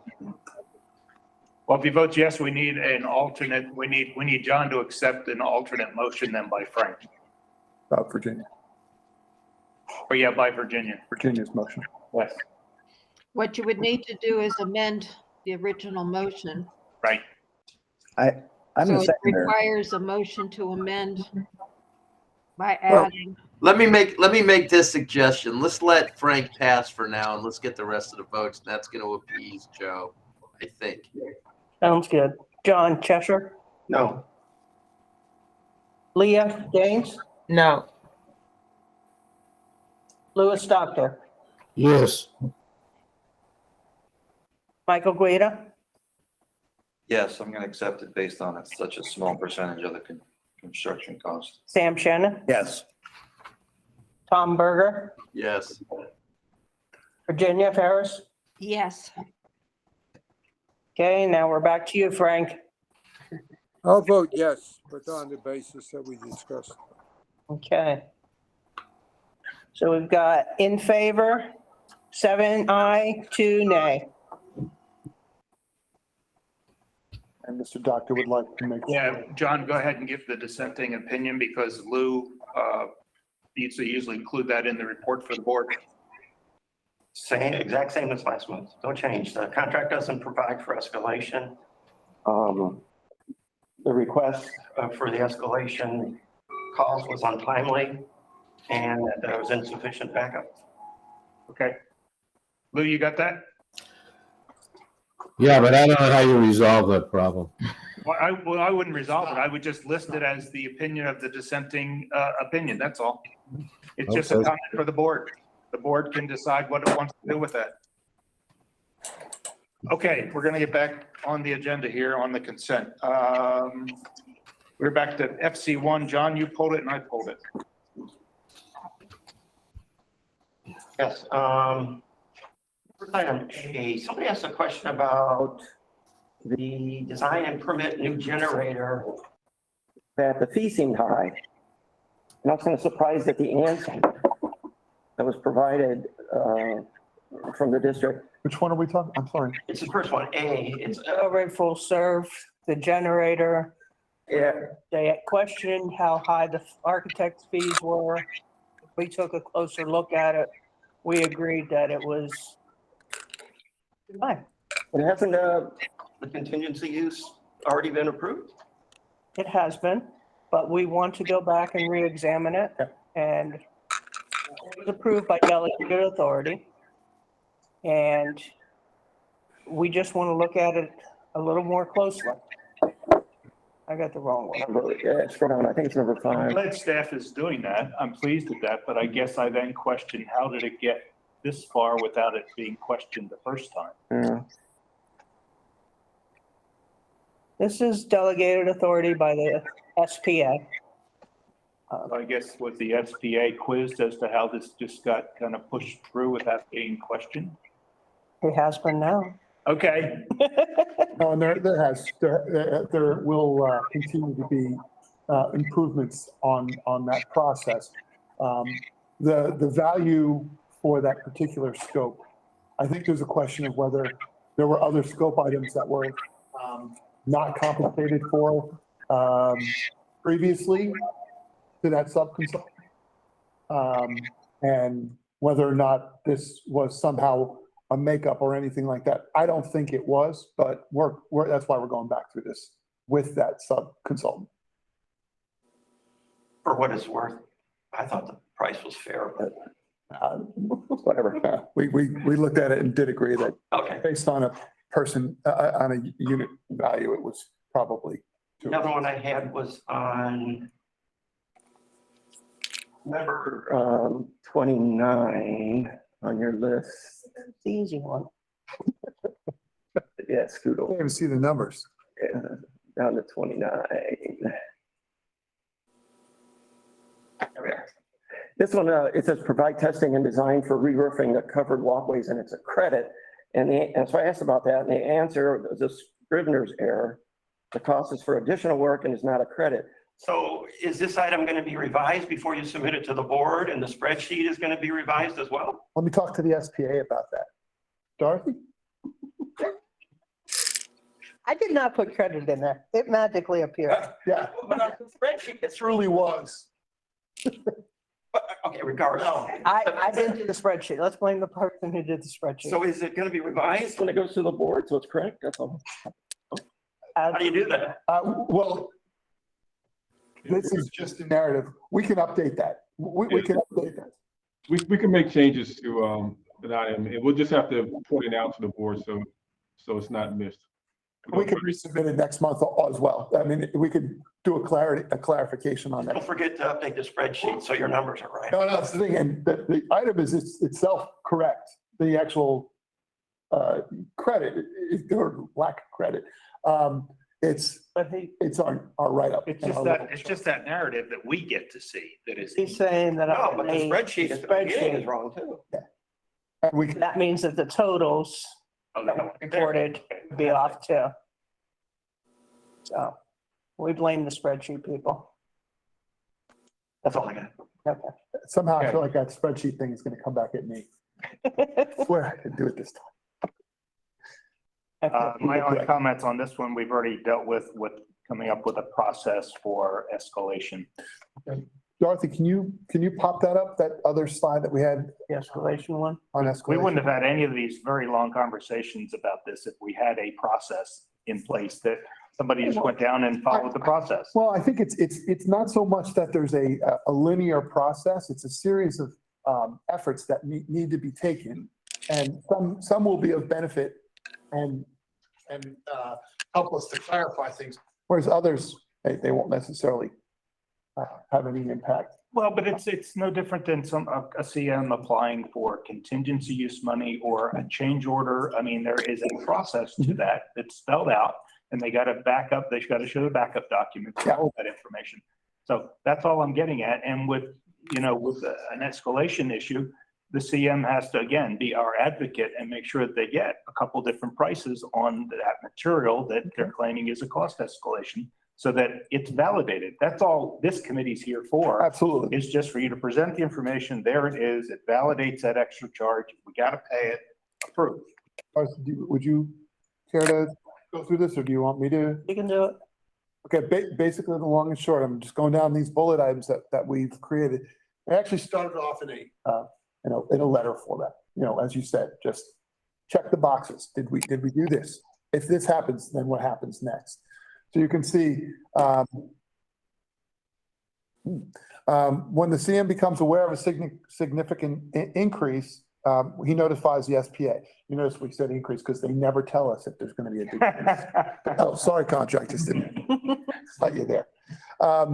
So the CM, the architect, and the SPA, we discuss options, alternate materials, alternate methods. I mean, there are any number of different things that can be utilized to impact, to work around this. Well, you've already proven it twice because you've come back to us before changing 2 of our school designs from steel frame to concrete frame at almost $1 million of savings on each project. So that process worked.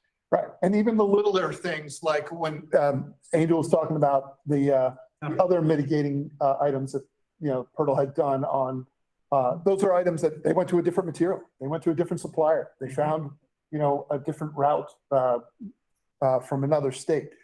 Then we discussed the market for that product. And that's usually one of the parts where we kind of rely on the contractors because they're usually better in tune with the market forces than we SPAs at the district. But we do have AECOM, and AECOM helps us a lot on that. They actually do have a better reach globally to be able to help us with that. Go ahead, next ones. We find that it's in the best interest of the district. We move forward, the contractor will move forward with a CCUA with the proper backup. And again, that's what you're talking about. The backup needs to have, we'll probably do some sub bullets on this one to talk about what things are expected, what things must we have, the timeline, the documentation of when we knew about it. The old adage of what did we know and when did we know it? That's all got to help the CMs because it's then the CMs will have a process to go, okay, here's what we got to submit. Right. Because we refer to it as the smell test. Does it smell like it's going to, that doesn't make sense. Then the proposal sent to the district's project controls, our estimator to do their fair and reasonable estimate. Again, because what we think might be normal and reasonable, our estimator works for AECOM, has a much better touch on that, on the market forces. They may do an internet search to determine prevailing costs, additional quotes for the work. If the architect, the SPA, and the district's project controls estimator believe it's fair and reasonable, then we will move it forward. Okay, fine. Again, we've got a little bit of fine tuning to do, but what I wanted you to see was that we kind of do already have. We have people like Angel who've done this countless times, and he knows the process. And making sure that the others are following that same process. Your point well taken is let's document it. Let's make sure that it's in a format like this or in a memo form so that everybody knows check boxes. So we will do so. We've got so many other forms and documents we've developed over lots of years that work. We just need this one now because this is kind of a newfound animal that we're having to deal with. Right, and again, I'd like to say that prices will start to drop, but what if they don't? And what are we gonna look at for the next 6 months? We're gonna keep Well, doing even you this saw in every that month. chart, they peaked and they're coming down. Let's hope it doesn't peak again. Yeah. So. Okay. Good. That's it. Okay.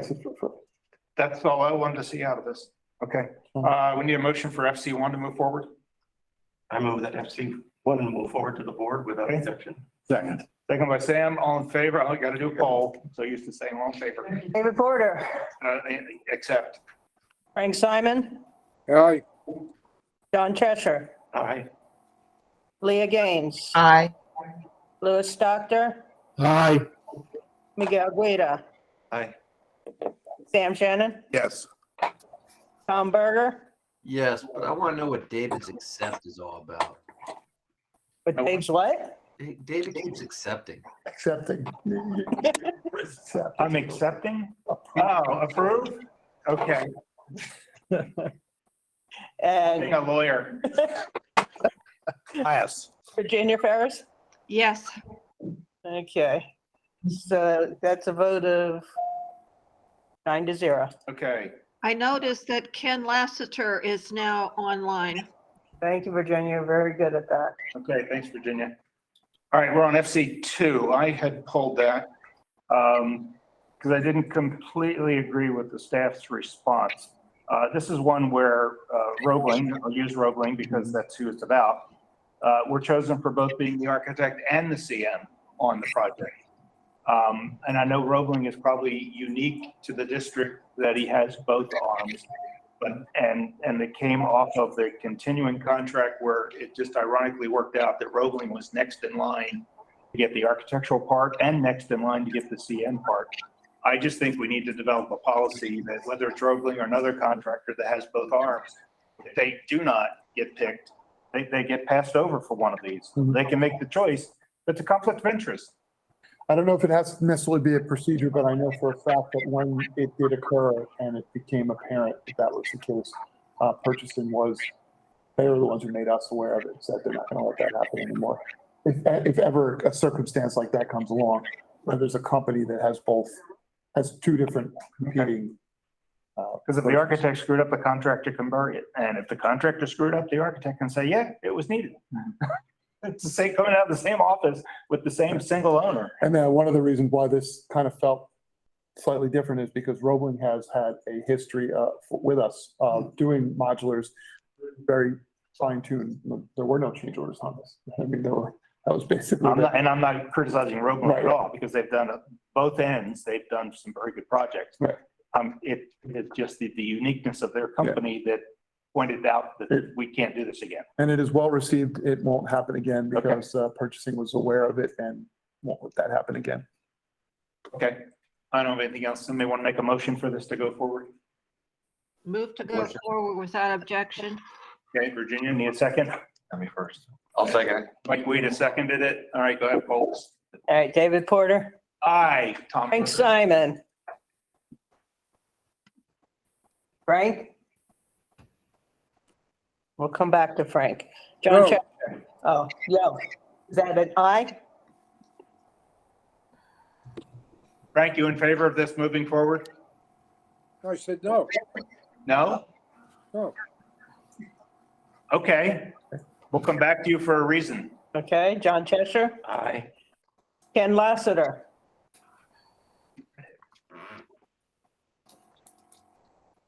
He's still muted. then we'll come back. Leah Gaines, I'm gonna say accept. You beat me to it. Hey, Ken did talk. yeah, Hey, I don't know what he said though. Ken, can you try again? Ken Lassiter, aye. thank you.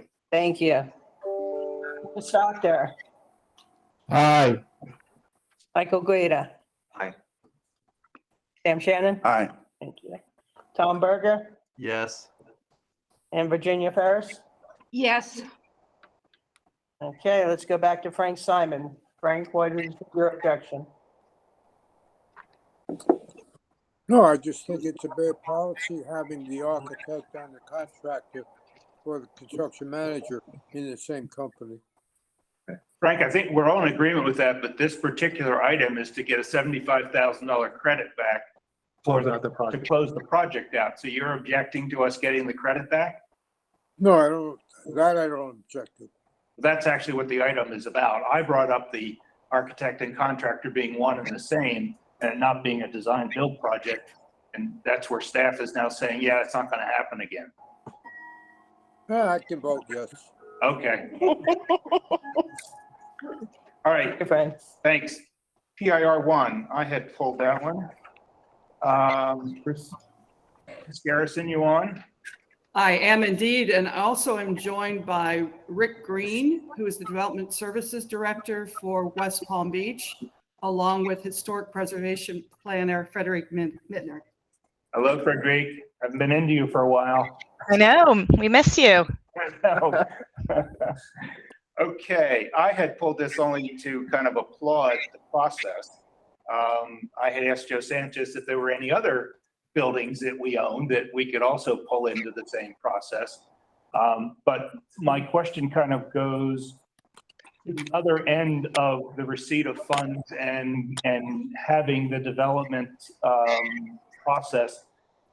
How does this now get utilized by the city? For instance, does a developer get another 10 stories they can add to a building that violates zoning because they can pay the city for these credits? How does that work? Rick, I'll defer to you on that one.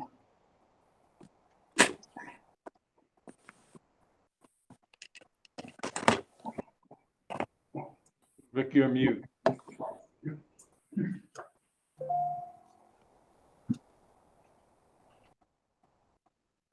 Not hearing you yet.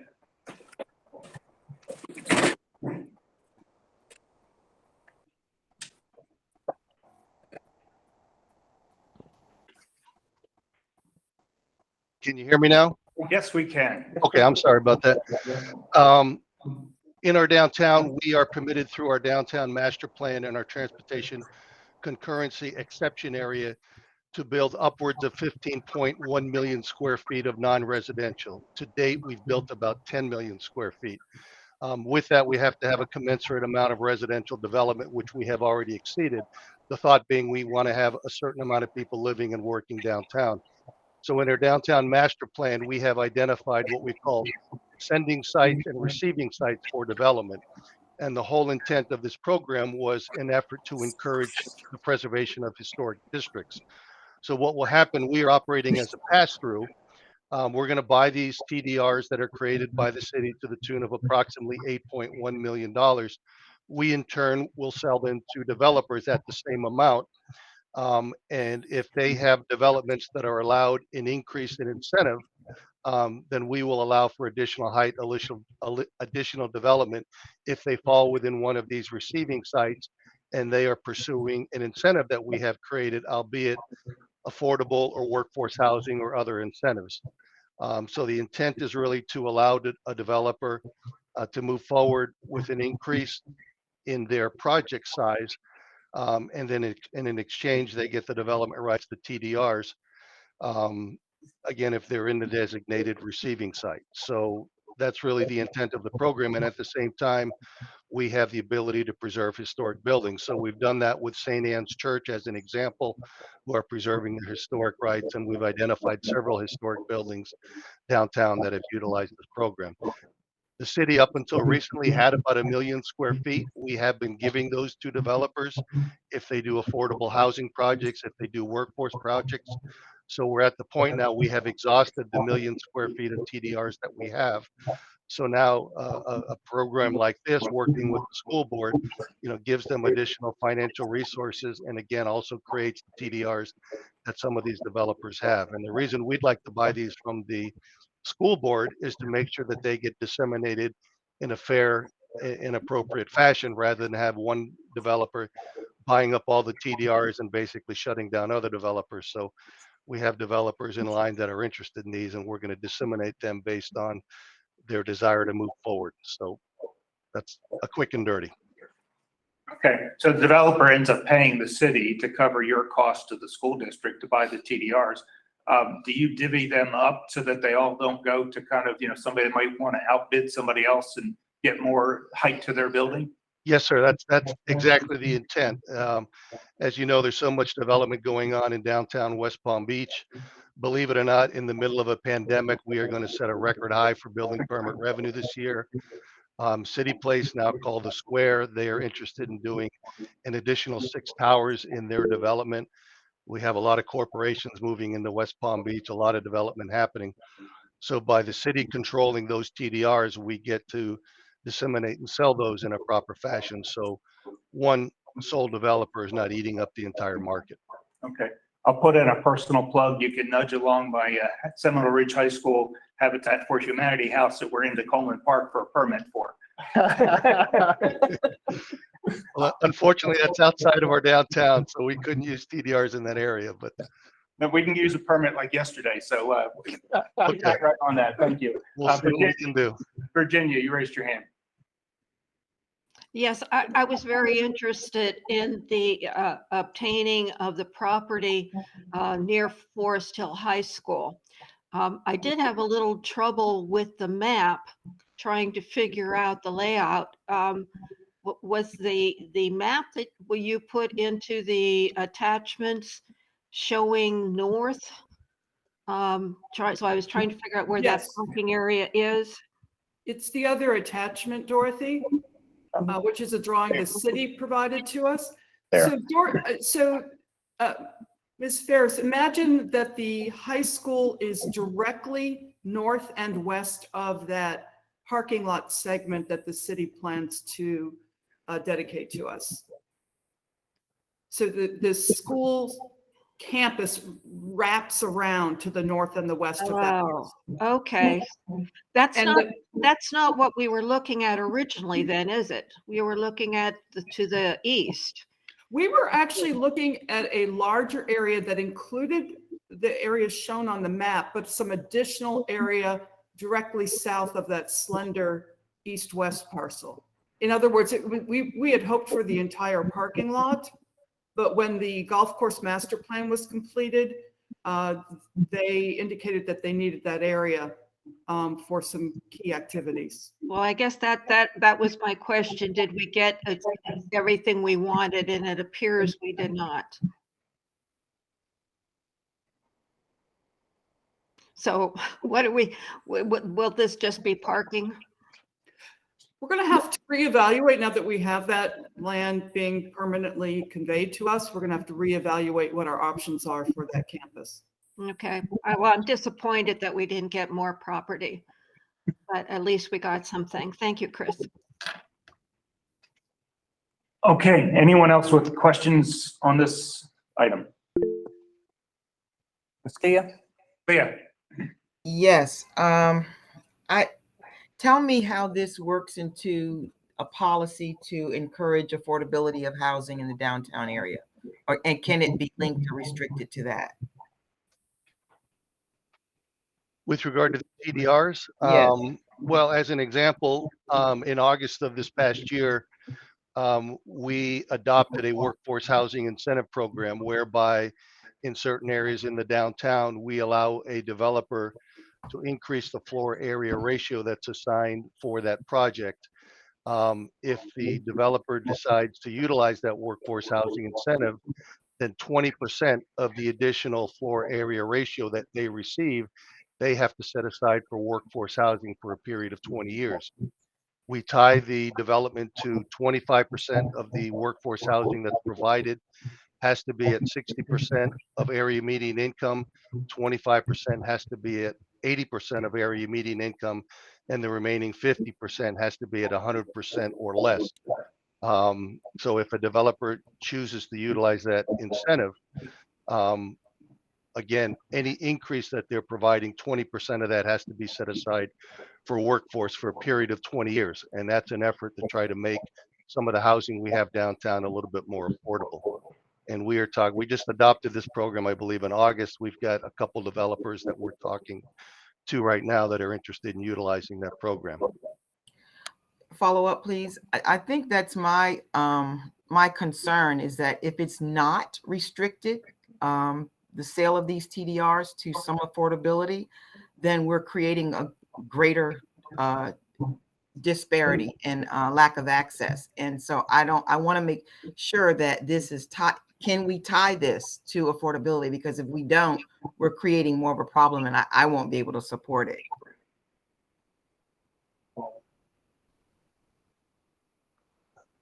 I think that creates some other issues within our downtown master plan. I don't know if we can restrict it solely to workforce housing. I presume that the developers that are going to utilize the TDRs are going to use it primarily for workforce housing, but I don't think that we're Yeah, and I'm not saying all of it, but I'm saying some element or some percentage of any development that's going to be used by these TDRs needs to have some affordability in it.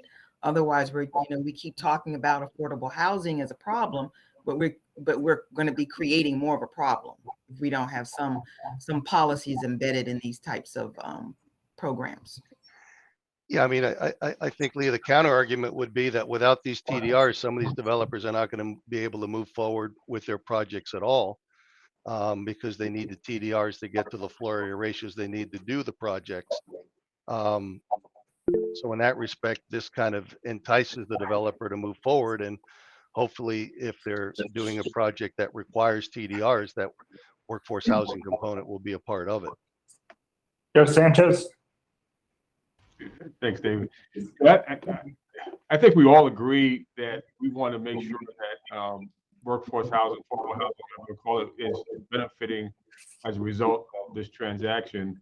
And that's been our conversation with the city all along. We both have an interest in making sure that we do provide, or that we do what we can in our, with respect to our capabilities to encourage workforce housing, because we both, we want to make sure our employees can continue to live and work in Palm Beach County, and the city wants to make sure they can attract businesses and have a diversity of people living within their city. So although we both agree on that, the school district didn't feel like it was our position to dictate to the city how they can best make use of the TDRs. Although we're on the same page 100% that somehow or another affordable housing needs to be a part of this, we didn't think it was appropriate for us to put it into agreement to tie their hands on how they can best make that happen, because we can get into the weeds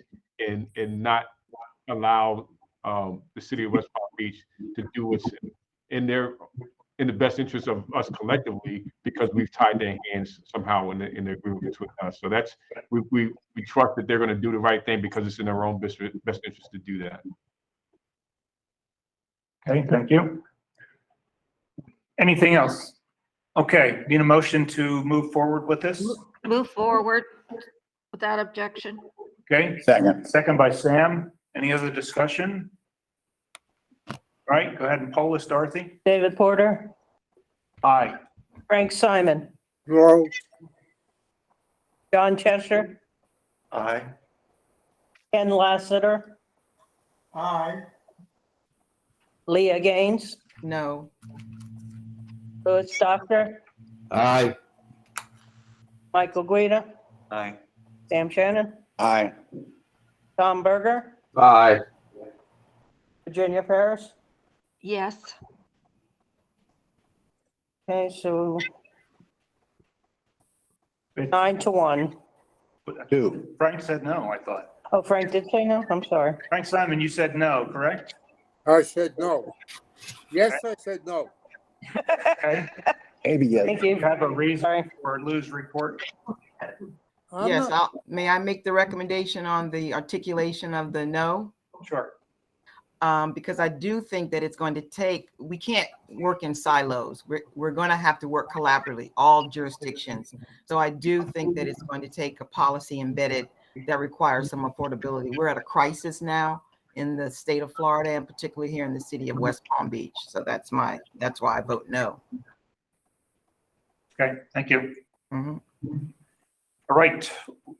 We got the vote, that one's approved. Let's go down to PC5. Lou Doctor, you pulled that. Yes, why was where did the portables come from? The 46 portables being added as a temporary home for the reconstruction of Malaluka? They are rented portables? I don't know what they are. It said they're building a temporary site for the kids from Malaluka while we rebuild the school. Where did the 46 portables come from for the site? They are rented portables from a rental company for which we've used them before when we did the holding school at Bertie and Addison Meisner. We used the same company and had the same measures. Okay, so we don't own them. We're just renting them for a period. Renting them for a 2-year period. This is currently it's viewed as the Malaluka holding school. But after the 1 year of Malaluka using it, it'll then be used by Winbrook. Same location, same everything, and then we will give those back. Lou, this is the same we did for Verdi, and then Meisner took over that holding campus. And that was one whole gigantic rented portable school campus for 2 years. I hear on a standalone basis, just looking at the item, if you don't have the background, it's impossible to figure that out. Okay. We didn't have to put this out for bid, or is it sole source or what? It's a term contract. Term contract. Yeah, the efforts on this CM at risk is I don't want to say it's like a phase one, is the efforts that the contractor needs to employ to prepare the site, underground utilities and whatnot. There's a modular company that will bring the modulars and put them in place, and then we will have to connect them, electricity, water, all that stuff. That's all part of the CM's services. Okay. Okay, anything else, Lou? That was it? No, that's fine. Want to make a motion? Make a motion to go forward with PC5. Need a second? Second. Second by John Cheshire. Go ahead and poll us, please, Dorothy. David Porter, Aye. Frank Simon, Aye. John Cheshire, Aye. Ken Lassiter, Aye. Leah Gaines, Aye. Louis Doctor, Aye. Michael Guida, Aye. Sam Shannon, Aye. Tom Berger, Aye. and Virginia Ferris. Yes. Okay. 10-0. Yep, okay. Thank you. All right, Lou, you also pulled PC6? Yes, that's right. I think the question was, why are we refusing sales tax program? I can't see. Leanne is with us, but generally on all of our facility renewal projects, there weren't enough scope items that would qualify us to, it's a lot of work, it's a lot of effort to go through sales tax recovery. And with our facility renewals, there weren't often a lot of materials that we were buying in bulk that we would be able to benefit the way we do on new constructions or modernizations. So for the last 4 years, we've basically foregone the opportunity of sales tax savings, because it really would not translate to a savings to it, of course. Okay, and you're fixing the typo errors at the same time. I couldn't see who Proctor Construction was. It's a typo error. Where's the typo? In the content. PC6, page 6, calls out Proctor Construction. It's a typo error. Okay. I missed that one. No one's proofreading this stuff. Okay. Same thing on PC7, by the way. Okay. Okay. Oh, okay. All right. Yes. And the only comment I had on this one, and it goes for just in general in the future, when our GMP comes in over our pre-con budget, and we say that the overage is being funded from project contingency, I'd like to see an extra line there that tells us what the remaining balance is in the project contingency. Okay. Because, I mean, we know that a couple 100,000 or whatever it is the 600,000 is coming out basically, because that's how much over the RFP for construction we are. So I don't know if that leaves us $5 in project contingency or $5 million in project contingency. Okay.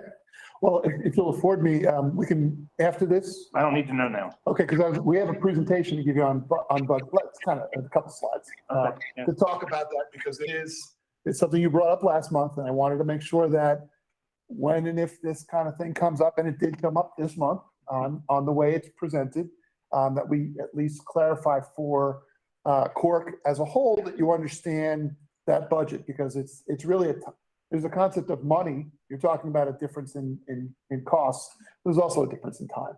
So, well, I was glad to see the RFP budget for construction. so I was trying to make sure I understood it was in the beginning. No, and that's all I wanted to see in here, to know, okay, what did we start with? What did we really think it was going to cost? Now we know what's really going to cost. Sure. It's okay that it's over. We know inflation's out there. We know we might have done some other things that we didn't. Now there's and it's all disclosed. Okay, Lou, you want to make a motion on PC6? Yeah, motion to go forward with PC6. Second needed. Second. Second by Virginia. Go ahead and poll us, Dorothy. David Porter, Aye. Frank Simon, Yes. John Cheshire, Aye. Ken Lassiter, Aye. Leah Gaines, Aye. Louis Doctor, Aye.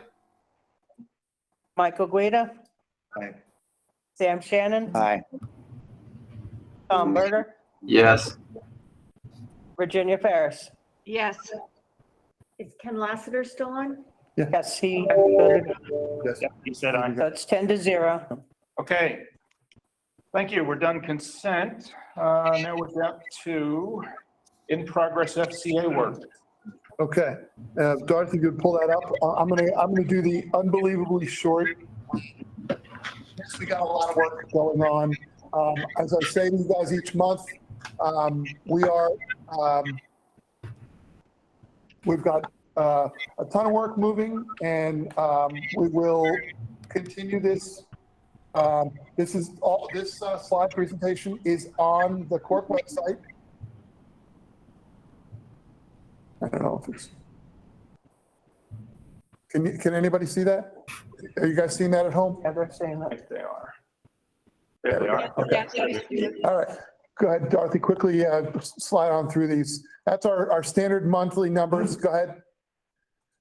These are the RFPs that are coming up. You'll see that we're through a lot of the work. We're now into putting GMPs out. You're gonna, as we said, we'll see a lot of GMPs in coming months. We've got a couple of RFPs that are coming up for transportation in a few months. And then our next round of facility renewals will be coming up.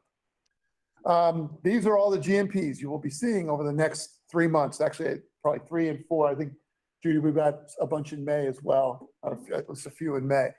So go ahead, next. Development activities, I'm not going to go through all these things, but yeah, Column A is doing some master planning for us on our transportation sites, as well as our Roosevelt full service facility. And design's moving on a lot of our other projects. Continue, go ahead. I'll leave this up for you. The FY23 projects, we're just getting going in design. The FY22 projects further down are also just getting started. Sorry, other way around. Yeah, 22 is almost done. The FY23 is just getting started. And design services for Pine Grove, Winbrook, and West Riviera modernizations are all getting started right now. So we're quite busy on pretty much on all fronts. I'm not going to go through these. These are all our facility renewals. We've got a lot of, I think we got 3 pages of these things. But you'll notice a lot of them seem to be closing out. We're kind of getting in that cycle of where we're finishing up a bunch. So hopefully we'll be doing a lot of closeouts in the coming months. And then we've got a bunch of new construction projects all coming up. Well, you got 4 facility renewals this month. Okay, a couple of pictures from some of the projects that are ongoing. Jupiter L, go ahead, Western Pines. And I tried to jam them all in there. Got a couple from Pahokee L and one from Spanish River. All right, our new schools. I don't have Angel here, so I'm going to say that we have a lot of work going on at O High School. Again, I'll let you guys read. The more impressive is the pictures. So there's our new high school that's well underway.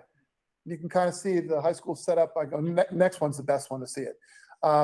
It's basically two sides. There's a courtyard in the middle, if you will, and there's two sides, buildings on the right, buildings on the left, and they're moving along quite quickly. I know you guys want to hear me tell them more, but there's plenty to see. Yeah, so that's our look from the neighboring 47th Street. You can see in the background was the Woodlands Middle School. So they don't want us to give them a punch list based on this picture? Right, yeah. We zoom in, we can see the ductwork. Even without a roof and you got ductwork on. Can you say rust?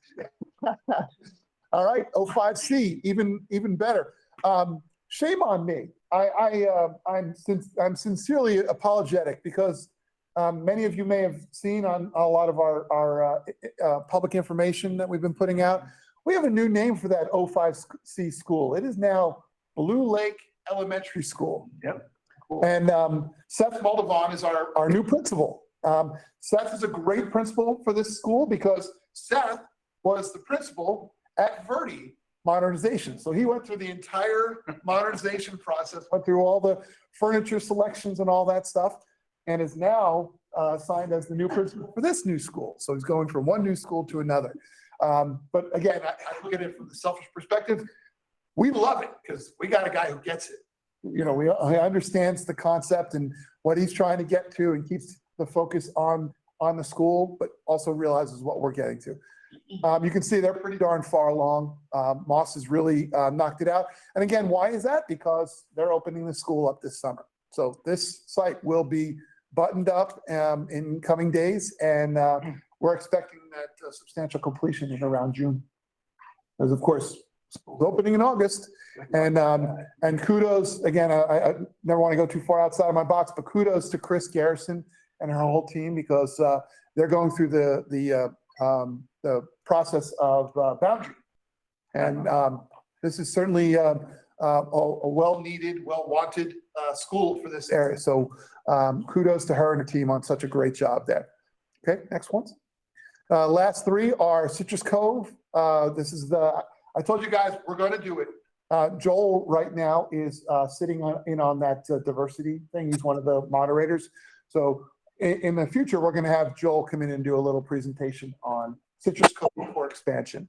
So West Tech is under construction now. Is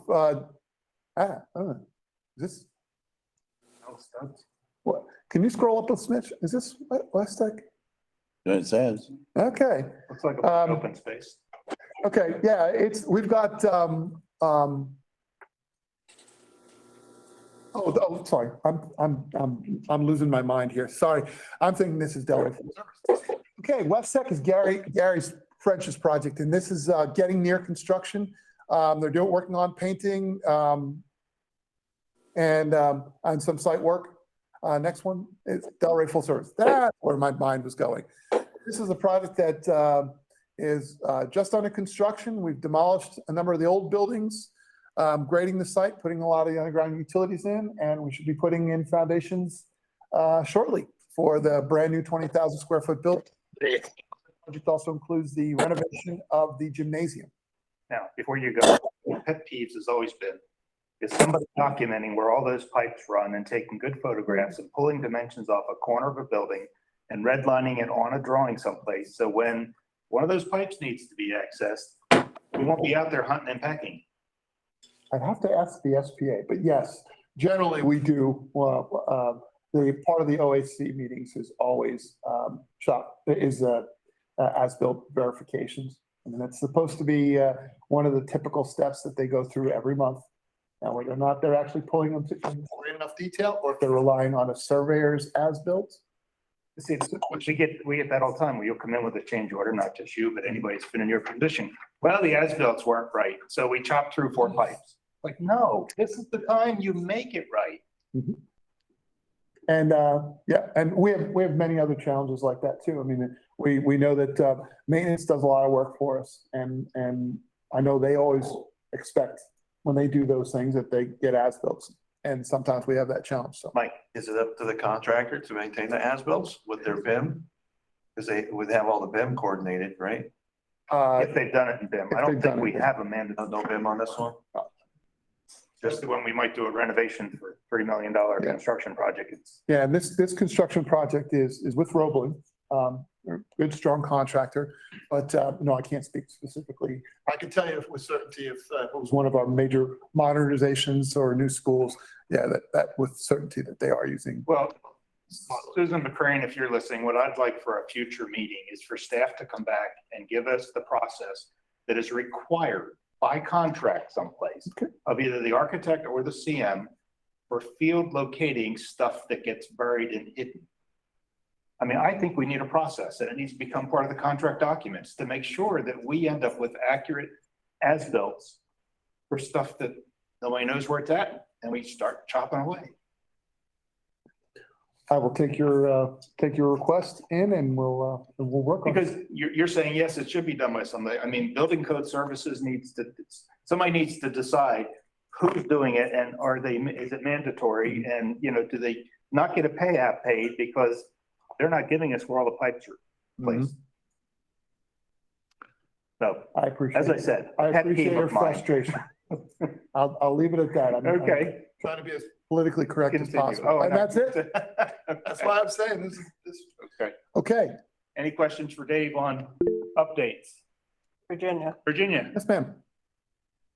I assume this will get added to the agenda website so we can go back and read all those things you went through so fast. It is. It should already be there. If you refresh your board docs light, it should be there now. Okay, thank you. Okay, nothing on follow-up. And we're down to Dave. You wanted to talk about meeting dates and time under 5.0. Sure. There's some other information in there under the new discussion items.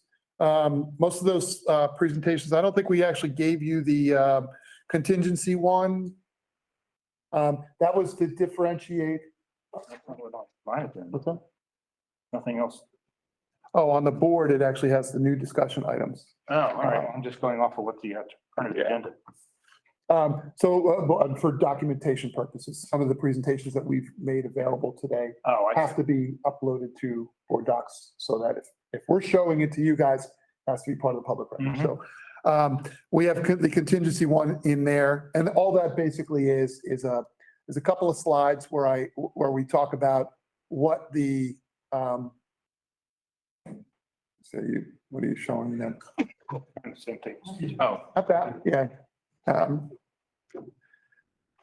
Basically, the differentiation between what a project contingency is and what a construction contingency is, where it is, because you may be familiar with this, or maybe John would be familiar with it. Some of the other CORC members might not be quite as familiar with how this is, because I know you've asked us about project contingency versus construction contingency. Go ahead, scroll down to the first one. Basically, this is again, as Virginia said, feel free to go up and look at it, but this is a typical kind of list of our project budget. There's a couple of major areas: planning, construction costs, other soft costs, admin costs, and FF&E. Within those groupings, that whole thing is our overall project budget. In there, one of the line items down the bottom highlighted in black is called project contingency. And that's where most of our money starts off. We put all our money in there, and then we divvy it up into all those other line items over the course of the development of the project. And ultimately with an intent of assigning a value for the GMP. We don't know in the beginning of the project how much the GMP is going to be, but we put an estimation, a guess, speculation, whether it's 70% of the overall project. And we anticipate that it'll be that range. Well, if we guessed at 70 in the beginning, it might vary during the course of the design. Sometimes we might be able to cut some scope or change some things and reduce it.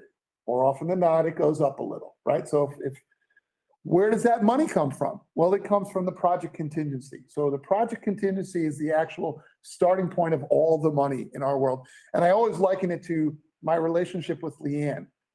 Leanne works very closely with us on Treasury.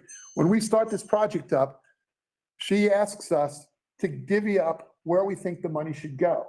And then over the course of development of the project, she says to us, okay, I see you moved X number of dollars into testing, but it sounds like you need a little bit more than that. You need a change order to move more money out of contingency into testing or into security measures or whatever. That's the effort over the course of the design. All that money comes out of project contingency while we're developing the project. Project contingency also sits there with a certain amount of money, not going to say what percentage or what value, but a certain amount of money once we get into construction, where we've established, based on what we know about the scope, how much money we think we're going to need. That's where project contingency pays for some big change orders later on. We don't like change orders, contractors, you all know that. But and the other part was on the red part over there, the GMP consists of a whole bunch of line items. You all see that on all your GMPs. One of the items in there is the construction/owner contingency. Some people call it owner contingency, but ultimately that is the CCUA in case stuff happens line item in the GMP. So that's the money when we do CCUAs, it's moving around within the GMP to cover shortfalls, unforeseen conditions, that kind of thing. We can add to the GMP overall value from project contingency through a change order process. So again, like I said, I'm kind of giving you the quick overview so that everybody understands in the future when they ask, well, how does that happen? On our agenda items, we talk about the RFP value of construction. That's our GMP guess at the beginning of the project. The GMP you look at the end is the current cost of work. Reality. It's the reality. And how did we get there? Oh gosh, well, there were probably 12 steps that happened between that original version and the last version.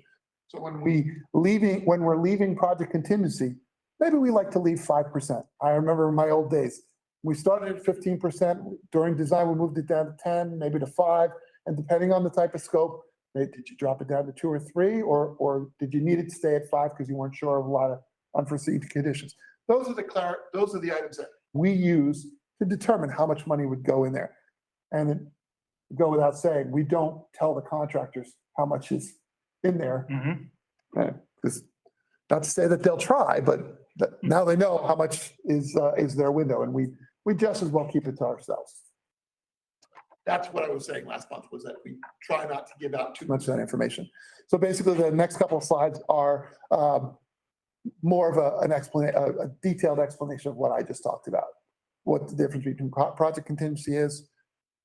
So the bottom line is the project contingency can help refund an increase in the construction GMP and construction contingency.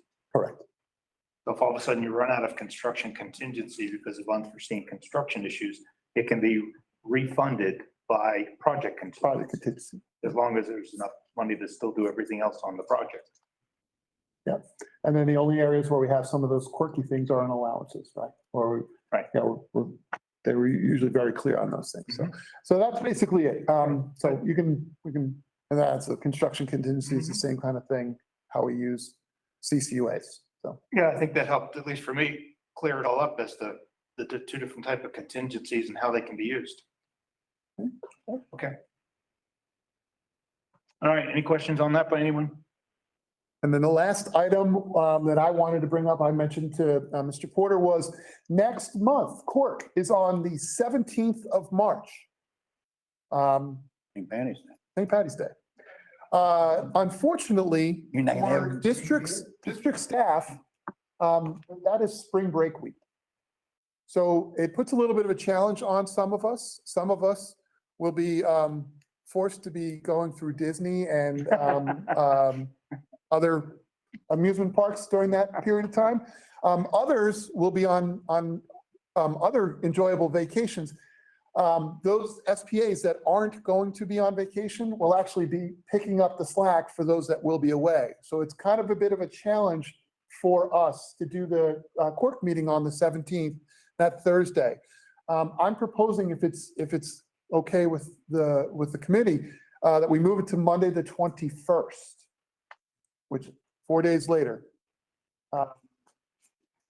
Is that? I don't have a problem with that. It gives us an extra weekend to review stuff. And ask more questions at 9:30 at night. I'll make it later next time. So what it does lead to is, as Mr. Porter's suggesting, we do have that second Saturday and Sunday for review. But I would hope that while we will do everything we can, if you give us your questions that first weekend, we will still do our responses during the week, during spring break week, because a bunch of us will still work. I'll still be working, even though I'm somewhere else. But any questions you come up with the second weekend, give us the best you can. If it's Sunday night, Dorothy's awake Sunday night, what would we say? 9 o'clock. No, we want to know, because Monday morning we will be sitting down here doing this, and we want to make sure we get all the information researched in advance. Yeah, but prior to the pandemic, we would not do advanced questions anyway. So all the questions would come to the meeting and the room was lined with staff that would have the answers. It's just helped not having to have staff here because we get their answers in advance. Right. So if we had any last minute questions coming to you at the meeting, would not be a problem. Okay.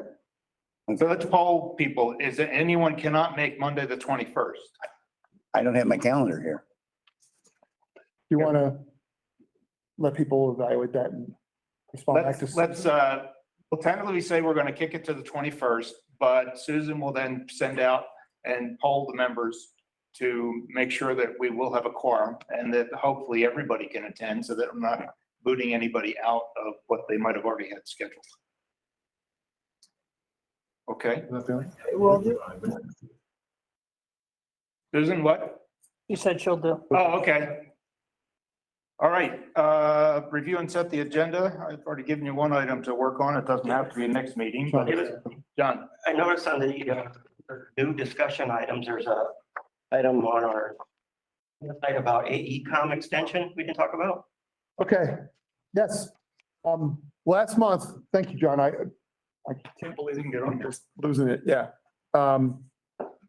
The AECom, last month I mentioned to you all, I brought up that we were trying to work out an extension with AECom because their contract was for a five-year term with 5 one-year extensions possible. Well, we're coming up on the end of their 5-year term, and at this point, we'd like to extend them, and we can only do them in 1-year increments. It's not like we can say, oh, well, let's just put them on 3. There are 5 one-year increments. So this one, we want to provide an extension, and that part of it's easy. Continuing the same thing they've been doing, working on our facility renewals, a lot of our major construction projects, and keeping the overall project. In addition, I pointed out last month, we want to do additional services for supplemental staffing, specific staffing posed to serve projects with a set duration. We've been working with AECom, we've been negotiating with them, and we feel pretty comfortable that we're basically, as you can see in my highlight, we believe we're substantially in agreement with AECom regarding the amendment of the terms for the extension and the ad services. Now, my hope, because I'm trying to do this as quickly as possible, my hope is to bring this to a special meeting in March 2nd. What that means is it wouldn't come before CORC with a final version before then. So what I'm trying to do is present, next slides will be kind of talking about that stuff.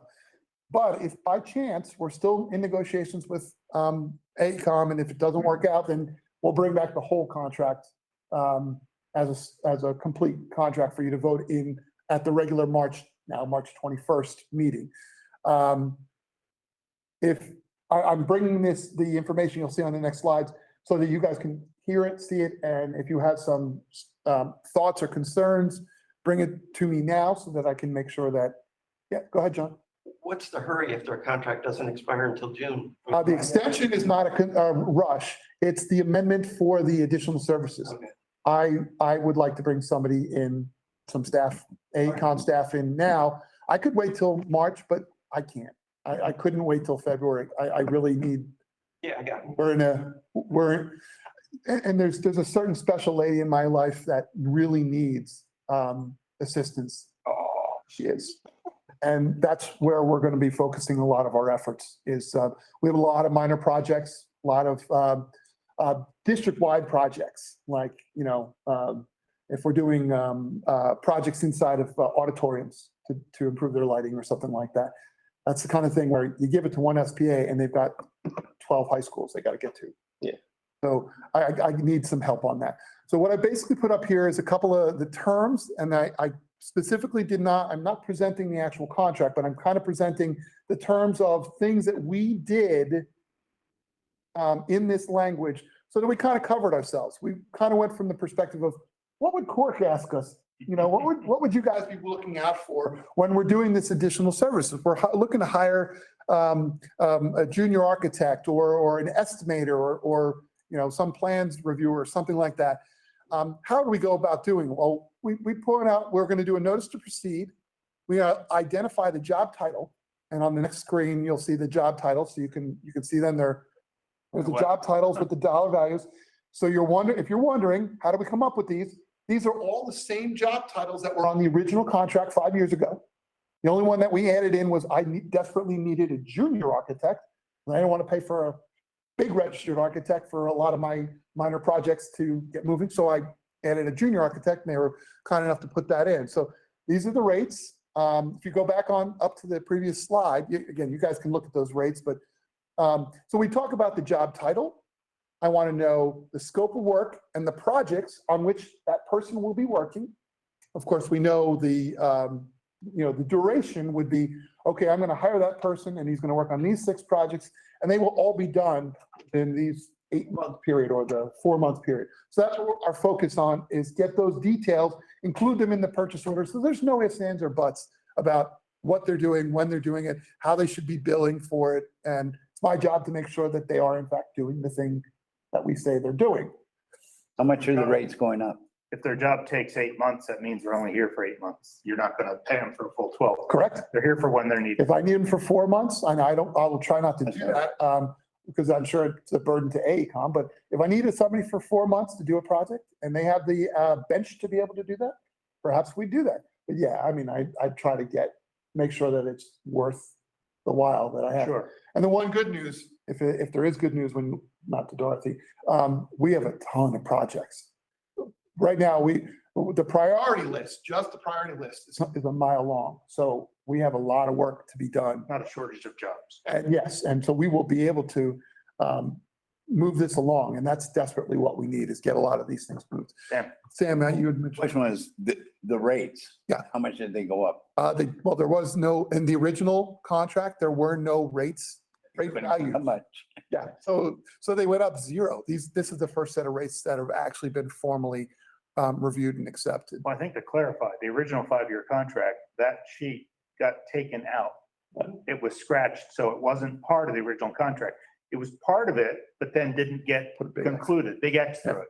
And when it had a big X through it, it had all the names on the left-hand side, but all the rates were all blank. So there was no established, even viewed version of what the original. Hey, I didn't know. I mean, I just saying that, man. Holly, did you? No. Okay. So go back up to and the last couple things on there was, the purchase order. We're funding this person for these 6 projects. So that amount of fee will come out of the budget for those 6 projects. It's not some random pot of money. It's going to be specific to that. Normally I would go on, but Mr. Sanchez? Well, before one second, Joe, but I think you're doing that now even with your own in-house staff. So Glenn Arborister, basically, if he's on 05C or whatever, his salary is coming that budget. I just wanted to point out that there were rates that were proposed by AECom in their proposal, but there were no rates that were made into the contract. So I just want to make sure we're completely transparent about that. Thank you. But your staffing now is covered by the Kinda. Leanne can probably speak to it more, but there is district staff. I don't know, Leanne, are you still on? I'm here. I'm here. You want to explain to the allocation of staff charges? Yeah, it's done in a couple ways. For people working on the major construction projects, the large FCA projects, we have their salaries in a budget line and they're allocated to the projects based on expenditures. We do a pro rata allocation at the end of every year for those costs. And the folks that are working more on smaller projects, like minor projects, not the large construction project, but smaller ones. Those are allocated out as part of the maintenance process, maintenance allocations. But I'll be working with Dave to determine, the best way to allocate these. Dave and I have to sit down and go through who's working on what. So if they're working on specific projects, then they can be allocated to those specific projects, or they can be allocated across all projects. He and I will get into the weeds and figure out the best way to do that. But there is a way to allocate staff costs to the projects that they're working on. right. Bottom line is it's not going to cost us any more than we would have if we hired extra people. There's a line item in all the construction projects for overhead. And that's where we have we have an allocation for district staff and there's an allocation for the fees for AECOM. So I'm assuming these would actually be allocated out like district staff because they aren't providing the traditional AECOM fee, the 1.75%, whatever it is, 2.7%. That's These correct. would be allocated out. So it would not change the project budgets. Our overall allocation budget in a project for overhead is limited to 5%. We don't go above that. So this would have to fit within that 5% that's budgeted within each project. Okay. Susan McCrane, I saw you had your hand up. It's probably to remind me we've got 5 minutes or we have to extend. I was just ready to move to extend for 10 minutes. I don't know if we need to. I think we're almost there. I think I'll be done in 2. We got 2 minutes. Okay, and then the last 2 items on there were just that we put in stay on those 2. The last 2 items on there, the last 2 bullets are basically that we're putting a couple of guardrails in there to make sure that it's understood how this is working. We're going to do these POs for this person to work, and we're not going to have that duration be any longer than 12 months simply because we don't want to have that feeling of, well, we're hiring somebody and they're going to be here for 4 years. No. They're going to be very specific. We might end up having to do another PO in 12 months for some other projects. So we'll do that. As I said, to try to be more open and upfront about who we're hiring, what we're hiring them for, and that it's not an unending scope. You said you could only extend the contract for a year regardless. Right, but this is a PO, which would be associated with the previous year's approvals. Once it's approved, it could extend for however long the duration would be. So the complexity of that, I would think legally, is that if you start a contract and go 12 months and all of a sudden that overlaps with your contract with AECOM and one of the parties decides not to continue the AECOM contract, now you got a PO for an AECOM employee that's outside of their contract with the district. However, the that does contemplate that scenario, the original scenario. So it's contemplated that it would proceed. Okay. And then the last one, of course, that I have on there just says that what we're trying to do is avoid the what we call the double dip. AECOM is getting on a facility renewal. Let's say they're getting their 2.2% for design and construction oversight. And then we also bring in this person as a junior architect to help design something or to help manage something or something like that. Well, they're getting 2.2% on all the expenses. Well, they would be getting 2.2% on the fees we pay them for that guy. And so we're specifically excluding that charge out. So their 2.2 is only on those fees outside of AECOM's work. So again, another guardrail we put into place. So as I said, I'm telling you guys this so that you're welcome to look at it. If you want to send questions in through Susan for me, I welcome that. But we're going to try to get this thing moving to the March 2nd special meeting, assuming we can work out the details. Move to extend for 5 minutes. I do want to discuss the minutes. Okay, very good. Second. Any objection? Okay. That's it for me. Okay, anybody have objections immediately or immediate comments on this? I mean, I'm okay with this. Okay, send your comments in to Dave if you've had anything.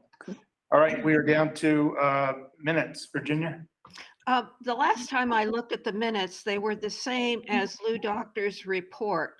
Do we have the official minutes somewhere, or are we going to start using the same as Lou Doctor's report as our minutes? It doesn't contain all the things our minutes usually do.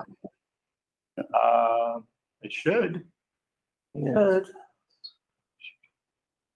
Well, the last time I looked, it was the same report as Lou Doctor's report, not minutes. No, it should be the minutes, and if it's not, then we'll have to check into that. Approval of the minutes, yeah, I think that's the mistake. That's Lou's report, that's not the minutes. Oh, I'm the only one who opens minutes, it appears. Accepted. I apologize. I will put the right one out there. Yeah. Okay, so we'll delay acceptance of the minutes until the next meeting. Yes, Will do. I will let you know that the minutes are sent to me by Susan to do an edit, and I edit and then send them back to her. So I do look at them. This was a But posting this issue. was just a posting mistake. That's why it looked like Lou's report, because it was. It was Lou's report, exactly. Okay. Thank you very much for that. We'll correct it. All right. Anything else by anyone or anything we want to put on the next agenda to be reviewed by staff or discussed? All right. Hearing nothing, then we are adjourned. Goodbye, everyone. Thank you. Have a good month. Take care, guys. Yeah. Enjoy your spring break. You guys stay safe. Let me just get us for that clock, so we can just turn it off instead of all these motions. He's gonna put a cloth over it. I mean, that's what the legislature does. They pull the plug on the clock. They pull the plug on the clock, yeah. Not comfortable, huh? Yeah.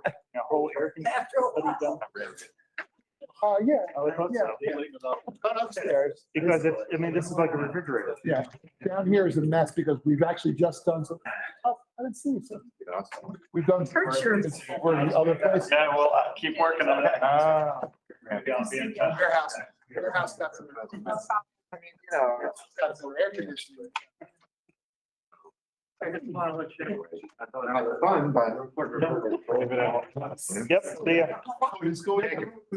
You'll enjoy, Jacob. You'll enjoy Perlman. What's that? You'll enjoy Perlman. He's a good guy. See you, have fun. Thank you very much. Have a nice day. Thank you.